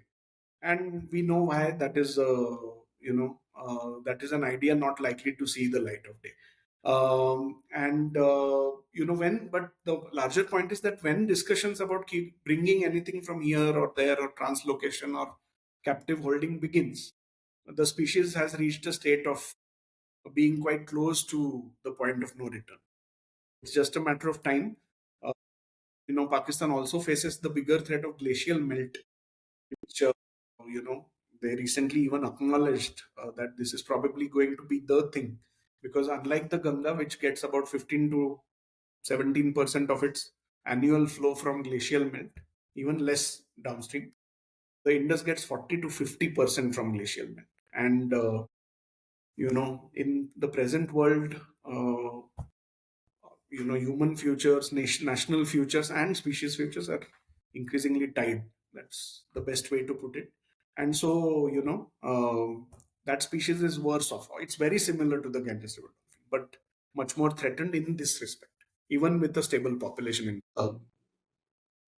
So one of the underlying points you made or glanced at is with relation to policy and what is promised versus what is delivered. So, for instance, environmental flows are routinely promised, rarely delivered. So, from your experience, from your work, Nachiket, what is the biggest disconnect between policy intent and policy practice? And in all of this, do the fishers have a vote? Are they, you know, are they at the table at all? Yeah. So I would say it's a mixed bag. There are so if we look at the issue of ecological flows and environmental flows, the scope to provide them is quite variable based on what river or what system we are looking at. So, if we are looking at a peninsular tributary of the Gangetic system, like the Chambal or the Son or one of those, the idea of ecological flows is more tractable. It is because you're dealing with much less water, and there is a lot more storage in the system in terms of dams. Uh, Dams are not possible to build in the plains, like storage dams are not, but barrages are built. So those are gated, low gated dams, which are built at low elevation gradients, and they have a system of gates which allows some water to keep flowing into the river at almost all times. There are of course periods of full blockage. But it never has standing storage like the peninsular rivers do. So that is an important difference here. So how the standing storage is managed versus a dynamic system like the barrage is managed, makes it has implications for what environmental flows can be, how they can be designed and implemented there. So it is easier to do this in the barrage systems compared to the standing water systems. Simply because you have the flexibility to allow some water, keep some water held, put some in the canal, allow some return flow from the canal, and so on. So now this is where policy always lags behind in terms of catching up on the new trends in the science. I guess it is partly by design, but also partly by structure of bureaucracy and how also by how a society is tuned into a certain science or not. You know, and we are certainly not that society. We are not a science fueled or science driven society. We are actually as getting as far from it. So so in that way, there's no um, how do I say, the whole idea that minimum flows on which the entire dam establishment has been built by the engineering cadres of the country uh, have never bothered to catch up with newer concepts like ecological flows or environmental flows. Or so then there is the easy way is that policy can somehow say, okay, we can provide 10% because the rest of it is already promised for irrigation. That is your environmental flow.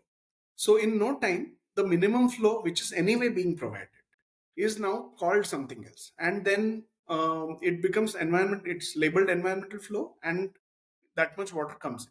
Now, getting that 10% in a very dry system is far more important than, like in the peninsular region, than getting that 10% in a much more dynamic and water, I won't say rich, but system carrying more water in it, like the Himalayan rivers. So that is one problem. So even though there is intent, the idea is that of inertia to any change that you may want to make in your operations. And so one creative aspect that we have found ourselves engaging with more and more over time is to actually learn how the dam is operated or the barrage is used or operated, so that we are able to then speak in the same engineering terms in terms of what rules should be followed, but slightly differently. What durations you have to keep track of while allowing the gate to be open, but with that caveat in mind. And some of that has worked, at least at the case study level. We tried this in the zone. My colleague Tarun Nair ran a very interesting and successful project for 1 year. But after that project was over, we don't know what the authorities there did with because now they knew they had a plan that, okay, we let us release water in this way rather than dumping everything by opening 5 gates. Let us do it slowly so that the nests of the skimmer and the gadial are not inundated. So, they tried when there was a communication setup. When there was no communication setup, when the project got over, we also had limited resources. Probably it returned to the same level, or probably it was followed. We don't know. In the Gandak, we tried this, but at a different level because the Gandak has a barrage and so on. So, what we realized was that the dry season schedule of sediment flushing in the river is actually akin to environmental flows or ecological flows, provided a few minor modifications are made.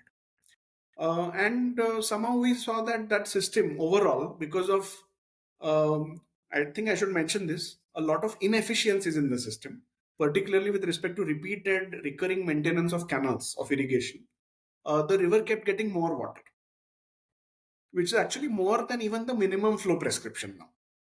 Now, this is unfortunately not by design, it is by inefficiency. That is the gap between intent and what happens. But in such systems, because we if we try to talk in another language, I believe that we will be able to bridge that gap to some extent. Now, this we are talking of one barrage, one dam. But when we look at cumulative impacts, often the core problem is not understanding. The engineers or the dam authorities get what we are trying to say. In fact, we had a very nice gentleman from the CWC attending one of our project meetings who said that You tell the engineer कि वो घड़ियाल को भी थोड़ा पानी दे दीजिए, तो वो क्यों नहीं देगा? And I think he put it across in a very nice way. He didn't mean it as a confrontational or a, you know, you guys keep asking for water. Do you even know what how farmers are doing? He didn't. He was very practical. He said, ask in the right way, keep communicating. I think I at least believe that one major reason why intent and implementation often fall apart is bad communication, and our departments are rife with that. So if like in the zone system, for instance, we learned that the downstream state, which is Bihar, which gets its water through the river, whereas UP and Madhya Pradesh get it through the canal. Bihar doesn't ask for its share of water sometimes at the right time. So then they don't release any water. And all it takes is, and now there is that Son Ghadial sanctuary in between, which needs that water to come by Bihar demanding it for filling up the Indrapuri barrage in Bihar, not for conservation of it. But even a communication for getting water from an upstream state doesn't happen on time. Then you can imagine communication across departments, like forest asking for water from the PWD, which is maintaining the dam. There will be so many gaps there that it will fall apart. So these are some of the key factors but I do believe that there is scope to bridge the gap. And the best way is to just, sit on their head with good communication, with um, collaborative communication rather than confrontational communication. Now, this is about e-flows. Fishing should be considered as uh, a beneficiary of these flows, but it is not. And again, it's a departmental problem if we have to boil it down. If Because also capture fisheries, which really need that water, are nobody's business, right? All the state fisheries departments in the country are primarily devoted to aquaculture and extension for aquaculture activities. So capture fisheries in most states now has become open access. It's a state subject, so the state department has to look into. And capture fisheries is like a few poor people trying to meet their needs. So let them be, but let them be. They are not going to ask for water from a dam upstream, right? That is something until they feature in the consciousness of their own caretakers, which is the fisheries department, this will not happen. So, unfortunately, pilgrimage, on the other hand, always gets water because there is a strong constituency wanting that, demanding that water. Like we have the Kumbh. There are so many dams upstream, but has anyone got stuck in the mud in the Kumbh? No, because the right communication and the priority is given to that activity at that time. It is somehow not given for a wretched, lowly livelihood like fishing, capture fishing. So that that is a very sad reality. I mean, Nachiket was talking, and I was thinking, here we go again, because a recurring theme across all our podcasts is there is policy, then there are the people who are affected by policy. Either nobody's really talking to one another, or they're not talking in a language that is commonly understood. It keeps coming up time and time again. I suppose if you're doing an environmental podcast, this is inevitable. I was just going to pick up on the same thing, saying that, it again seems like a bunch of silos where nobody's talking to each other and no institution that is there existent which allows any conversation unless it is on your own. Somebody does it on their own. There isn't an institution that's tasked at looking at something at basin level, looking at different intersections or connections, etc. So again, we come back to what we had mentioned in terms of even just Bangalore. Nachiket, long ago we talked to Vishwanath, where he brought up this very important topic of where are the institutions which manage our waters, and we don't seem to have that. I have a question for you. In 2020 on Independence Day, Project Dolphin, right? Has that helped in um, has that helped at all, or where do you see that going in terms of the future for the Gangetic dolphin? So the Project Dolphin has led to one useful thing. Surely, it has brought a lot more attention to the fact that there is Gangetic dolphin. There are also It also covers all the other dolphins found in India. Although Gangetic dolphin, because it was the national aquatic animal in 2010. It was declared as that. It has gotten the most attention so far, which is a good thing, because compared to how little people knew about it before, at least now there is not that gap. Many people know more about it. At least they know something is there for which there is a project, and so it's a good recognition. It's a welcome recognition. I still feel that some of the work being done in the project is scientific, in the sense they are trying to find, they're doing surveys, they're trying to uh, uh, try to test things like deterrents for dolphins to not get entangled in fishing nets and so on. On the other side, they have a very solid outreach component. I believe they have. But the thing is, all these are efforts in the right direction. I mean, what is wrong in any of these things? They have to do it all. The question is, how do we separate the impacts of such a project, the positive impacts of such a project, from what the person on the ground is getting in terms of not just money or anything like that. The whole idea of the whole relationship of the river with that person, if it's a fisherman or a boatman or a woman offering Chhat Puja rituals in the river, whatever it is, whoever is connected with the river one way or another. The question is, how do those national targets percolate into local consciousness and both acceptance, because there will be losers at the end of any such projects. Typically, they are local losers, and not just local consciousness, a certain sense of proactiveness to set things right. And this is going to be a challenge. Like, I think it's too early to comment on its successes or outcomes yet. It's only 5 years for a species that attains maturity at 10 or 12 years of age. The Ganges at 10, and marine species a little later as well. Some of them earlier also. But, we have to have one generation of dolphins to actually see the potential impacts of the project. Disentangling the impacts is hard.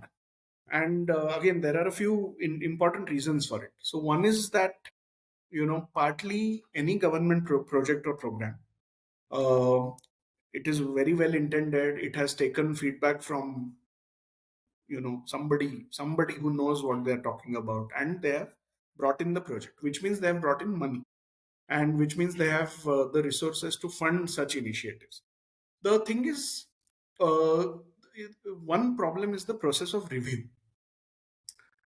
Um, it's in the nature of the business that um, if I am putting in so much money for saving some species, uh, a central government project, etc., who is reviewing it is important. And in the nature of civil society work, review is always external. Whatever civil society puts out as its um proposal or submission or concern is always reviewed by somebody else. That is seldom the case with what the government puts out as its data. And I'm not blaming anybody. I'm just saying that it's in the nature of this whole idea of what it means to create a project, fund it, and then review it yourself and say everything is looking good. So I believe that without an external review, civil society based review with with reasonable people who will review it also in a balanced way, we will never know what such projects lead to. Now, and this is a different case from, say, a Project Tiger, where you had to protect some areas well, and you had 50% of the problem was under your control. Of course, then Tiger started venturing, then corridors got added, then it grew in its proportion. But if we had to look at the overall impact of a project like Project Tiger, that impact is always going to be subjectively viewed by anybody, except the proponent of the project. If we look at how many tigers Project Tiger actually ended up protecting, I believe that it's a very successful and important project. If we look at how many people got displaced in the process, we will have a different picture of the same thing. Again, I don't mean it in any ideological way here, just an objective assessment. But if we now look at it as in an evolving process, in the format of an evolving review of goings on, then if the Forest Rights Act gets implemented, or if um, mining blocks get auctioned, how does how do all these things add or subtract from its overall impact? And the answer is not arithmetically simple. There's no such thing as adding displacement costs versus tiger protection success gains. We can't really add those losses and gains in any way. So that is one part. Now, with something like Project Dolphin, if the technological efforts work, it would mean massive investments, which may risk making it unsustainable. Like all these deterrent devices, it's costly stuff. For a fisherman, certainly it's costly, which means there is subsidy, which means there is a time premium on the subsidy also, right? We can't keep doling out those things to everybody. They're costly. If alternative forms come out so that bycatch reduces, then it's a success, definitely. But it will take its time. To me, the problem lies in not recognizing the secular forces, not in the religious way, the forces of change not connected to intervention of this kind. Say the migration of fisher folk, which I've already talked about a lot. How do you calculate the gains in recovery of species because of that migration versus what you now did as an awareness campaign? There's no simple answer to that, right? So, um, although one way to put it out is that suppose ghadials are also showing small recoveries here and there. We believe it is because of fishing going away from that area, fisher folk not using those areas anymore. To add to that, there is now increased water in the river in the dry season, partly because of the canal inefficiencies I mentioned, partly because of glacial melt as well. So here you have a recovery standing on, at least to my understanding and based on our data, standing on two factors which are actually very risky. One being climate change and the other being vast amount Migration. of distress migration. Mhm. So then is that recovery a success or not? And that's an open question. I wish I knew the answer. But a good project and its review is what will matter in the future, of how we keep these secular changes in mind, which not a single entity has brought about. They have come about because of hundreds of bad, good, ugly, nasty things. And what we are trying to do as interventions at local scales. And I think it applies to, say, our program also. We will also face the same challenge. We are just trying to look out beyond what we are doing as, what we think is doing conservation versus conservation happening just because many people have had to move. So, I think that needs to be captured both by external review and by a project as it matures. I hope it does. While Nachiket was talking, I suddenly realized that we've taken about 1 hour and 50 minutes of his time. Yeah. Arti, you want to take this home? Um, why don't I've been talking the whole time? Why don't you do that? Yeah, actually, there's so much that we wanted to ask you, Nachiket. So, one of the one of the notes to ourselves is bring him back soon. But before you leave, we've talked about a lot of issues, a lot of problems, uh, the reasons for them, and all of that. I was curious, other places you've seen where communities are successfully countering some of these things, like for instance, restoring fish runs, reviving species, defending flows. Uh, do you know of any such examples, and could you talk us through them? There are some examples in the smaller rivers of the country, mainly in the peninsula, where there have been attempts at fish restoration. Now there is this whole river pen culture thing, Hmm. which seems to be interesting. At least if they grow native species and allow them to grow in the flow in these little pens, and people have been trying such things.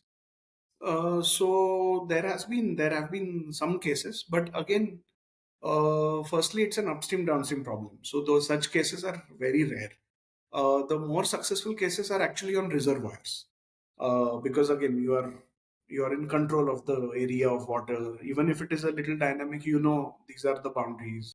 You know how to where a village would be. There's even if a flood happens, you're still you know go up, or the reservoir actually goes down because it has to release water down. So in fact we did a review of fisheries governance and tenure across India. What are the institutional arrangements? What seems to be working? I think one thing that definitely hit me was that in a flowing open water system, there's no good example. In impounded water bodies, small ponds, reservoirs, there are good examples of collective work, people being given their right in terms of fishing right, and also responsibly tending to the resource. In river systems, somehow we don't see that, and I think it's because of the nature of the system in part. It's also because of how small a community you become in the number of users dependent on the river. If we look at all the people gaining from the electricity produced by the dams on the Ganges, or all the hydropower, then all the if we just expand our thinking at that scale, then but we don't see those kinds of changes on the ground. Another thing is, although now this river cleaning thing uh, is a full steam activity that is going on all over. There has been some solid investment in sewage treatment and plants and things like that. But again, I think this is a very serious gap that things like waste disposal, plastics. The communities on the ground, which we know some who are very engaged with conservation problems and who make a lot of halla gulla about what should be saved and what not, are contributors to pollution of this kind, solid waste particularly. And then it's a cultural issue, right? So even with the best of investments, water, how sanitation infrastructure, you have people standing on the ghat and using soap and throwing plastic. If you see the ghats, they're all bannered with all sorts of do's, don'ts, charters, commitments, pledges, whatever you want to call it. And nobody is bothered. The question is, how many people can even read those slogans? If they can read, does anyone read? So the larger, it's not that one entity is still bothered or concerned, and one entity is just um, you know doing their thing and degrading everything. It is, I think we all are, and that leaves me with very little hope for rivers particularly. For maybe if tomorrow aquaculture was to spread over Bihar in some new plan, communities would potentially organize themselves better, because then land comes in, entitlements come in. In river, there's no such promise in the from the river. Even if it is there, it is for 3 months. So partly it's in the nature of things. We don't see. In fact, whatever these community-driven efforts happened in the past, it has now been reduced to, I don't know. People just gather, they remind each other of the past, how they fought the Panidars, whatever, and then they do their own thing. Then I don't know. I mean, it doesn't go anywhere. There's a lot of awareness campaigns also under the NMCG and stuff. Very good campaigns, very well thought campaigns. But it's a campaign, it's one event. People come, they get food, they get some curios, they take it back. So, that depth of going from that sort of messaging or communication to the stage of impact, to actually tracking people, to involve people in a meaningful way with incentives, is there, but it is too limited as of now to bring about any serious change, in my opinion. I'm going to just jump in. I want to ask him one question. I know we've kept him very long, but Nachiket, do you ever think Or is it even worth aspiring towards? Do you know how, like, the Klamath Dam came down, or the Elva Dam came down in the Pacific Northwest in the US? It was largely community driven, and then the salmon came back, and again, that's a community thing, both culture as well as economics and everything. Um, do you ever see anything like that working in India, and B, is it worth aspiring towards? Oh, yes and no. So I see that happening in the due course, at least in some of the bigger dams in the peninsular region. Not necessarily driven by communities, though. Probably driven by the state, which probably will review again whether it's worth continuing with this risk or not. There has already been one very important report on, so in 2006, I believe, on the scope to decommission dams in India, which did not fly, I guess, but it is one of the things definitely under policy review, has been under policy review from quite some time. I'm not qualified to comment what is the state now because I don't know. But decommissioning has been a feature of, a topic of discussion from some time, as early as the 1990s, in fact, when it was already being noticed that many dams are reaching their engineering life and so on. Decommissioning has not yet happened, and I think one reason is that. One reason is, of course, legacy. We built it and whatever. But one reason is also that there is probably worry about what all has now become dependent on that system. So that, it's like there used to be that Chinese Mikado game, right? That you take one stick and, yeah, Yes, yes. it's kind of that sort of thinking. And I don't see that as being very wrong either. It is true that a lot, 50 years is a long time for people to completely adapt and depend on even a shaky and slightly risky time bomb sort of infrastructure. So, and our country is not exactly known to preempt disasters, right? It is rather known to think of acting after disasters happen often. So, and I don't think this is again related to the larger point about how society consumes science and technology and what it learns from it or what it starts. Usually, it is post disaster rather than preemptive. One. Two, in the Gangetic plain, fitting solutions. I don't know. I think the Farakka ladder is a good example.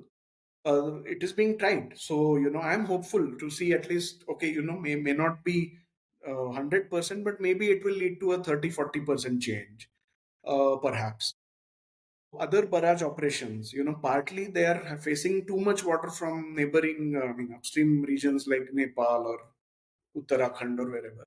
Partly they also need to upgrade, change. They may want to think of other ways to route water in the command area.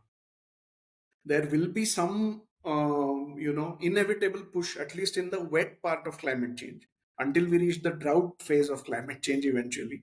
Currently, we are going to be in a very wet soaked sort of phase, extreme rain events at any time of the year, getting stranded in some dam flood in Bangalore or anywhere on the. So, the wet phase might lead to yet unknown means of adaptation. This has been shown in some African countries and Latin American countries also, that groundwater tables actually got recharged because of excessive extreme rain events and floods.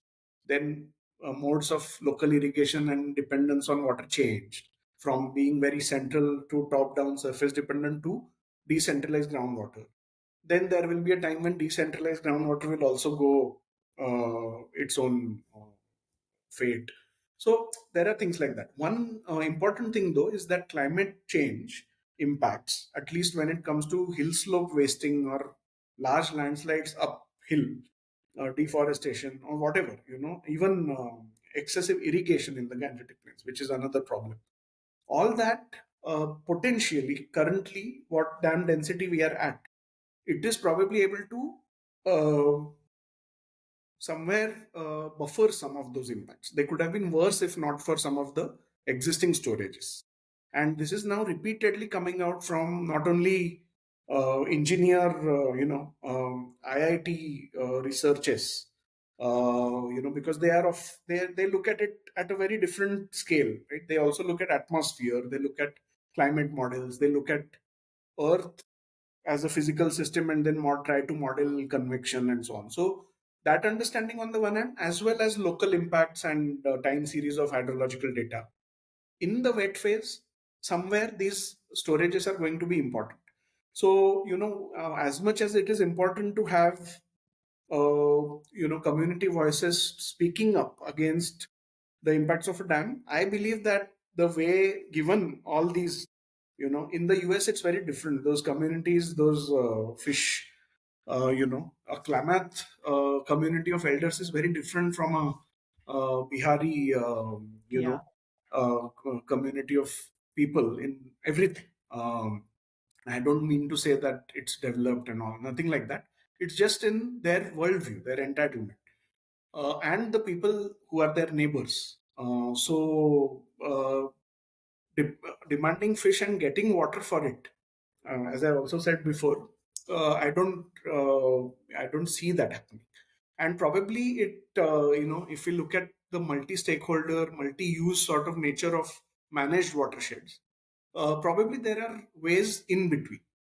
Like I like this one by Professor Rohan D'Souza, who used to say that our solutions for the future crisis are not going to come through the past, because it's Mm. anachronistic.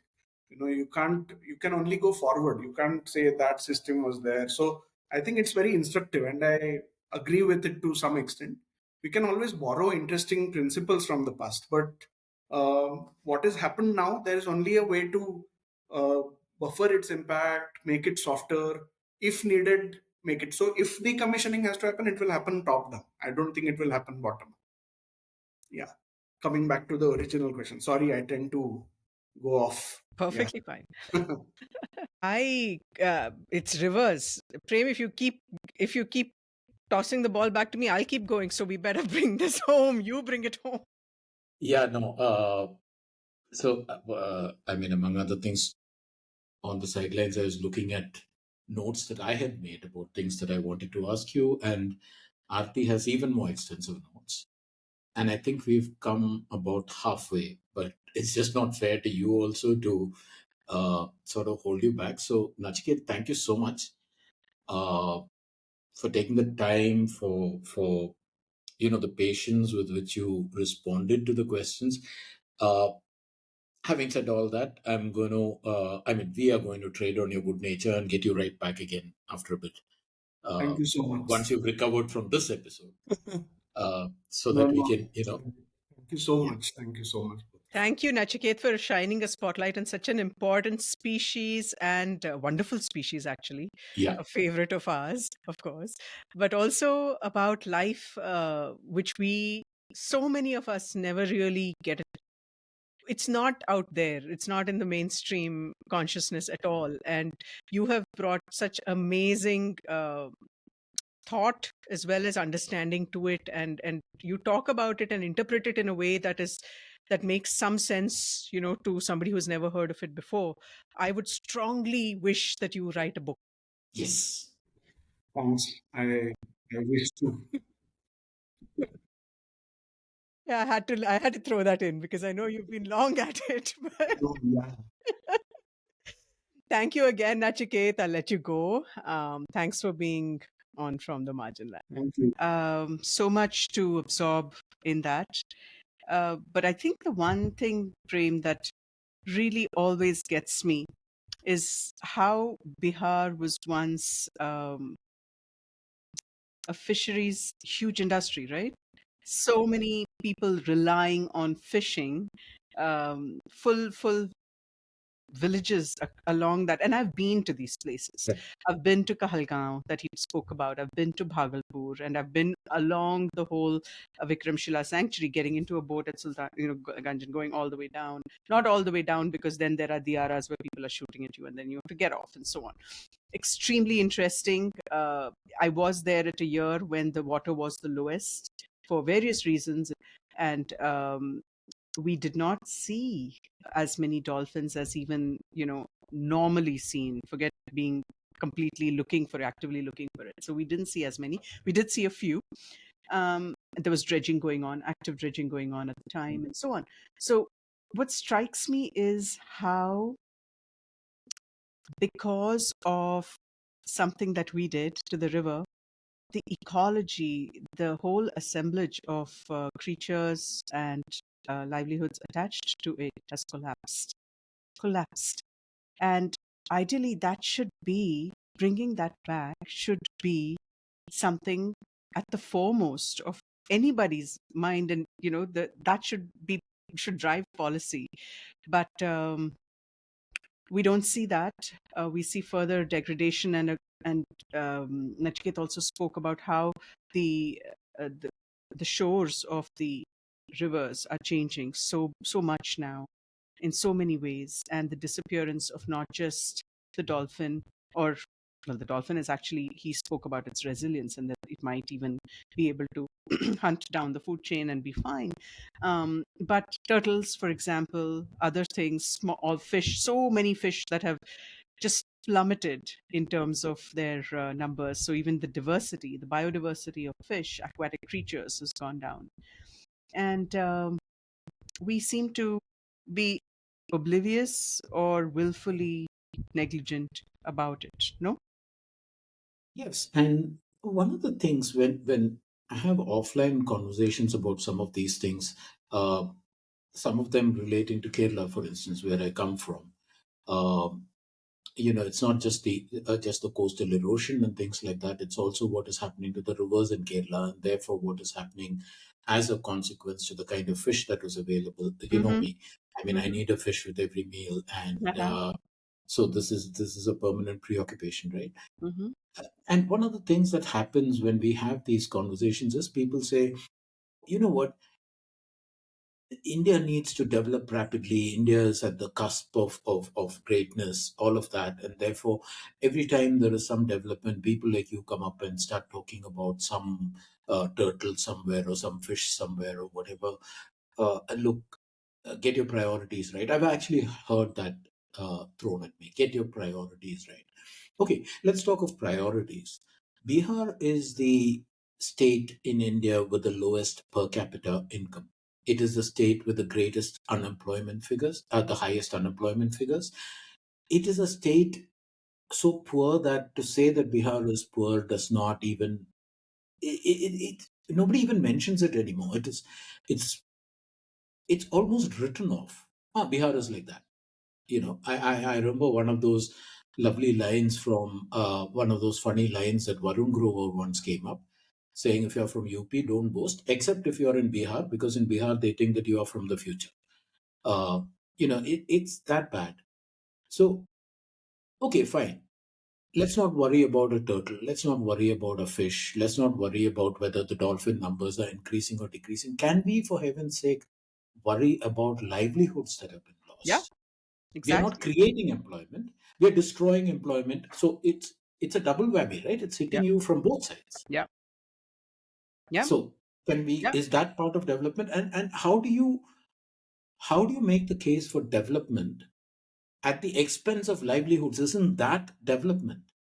People getting employment, people earning money, etc., all of that is the purpose of development. You're now Which is saying, why well, I've taken to calling what we call quote unquote development is nothing but construction. It's not development, because development is positive. It's supposed to have positive effects, but it's not. And yeah, so what you're doing is basically construction, which, yeah, okay, fine, it's detrimental, and you can, but don't say development is detrimental, or don't say that development, or that we're against development. That's not what we're against. We're against this rampant construction stuff. But yes, you're right. I met so many people, Prem, in eastern Bihar, who were just sitting around on their phones. These are quote unquote demographic dividend. It's going from demographic dividend to demographic disaster pretty soon, pretty quickly, actually. And all because I mean, I had people come up to me and say, "आपने तो आप लोगों ने ही कहा था कि पढ़ाओ पढ़ाओ, हमने पढ़ाया, अभी उसको तो ना नौकरी मिल रही है, ना उसको मछुआरों के साथ बैठना है, तो अभी क्या करें?" And the fellows are just sitting around with their phones and not being able to do much. They're neither here nor there. They belong to neither world. Or playing cards while the women are rolling biddies, which Yes, like we also we saw saw, right? in West Bengal. Yes. Yeah. So it's just um, it's I feel it's it's a red herring, I guess, to say that we're anti-development or something. It's if you paid attention to what is going on here and corrected these things, believe me, Prem, I'm currently documenting migrants, and I meet so many from Bihar. Not a single one has said that if things get better in Bihar, I will not go home. I will still choose to stay away. Everyone wants to go home. Right. From the Madhubani guy to the Kahalgaon guy to wherever they're from in Bihar, Gaya, we met people from Mhm. Gaya. Um, they want to go home. They want to be home. They want to do their stuff at home. They want to be able to, make a decent, dignified living in their places. But they said it's just not viable right now. And so it's really not their first choice to move out, you know? Yeah. The Yeah. And problem is, sorry.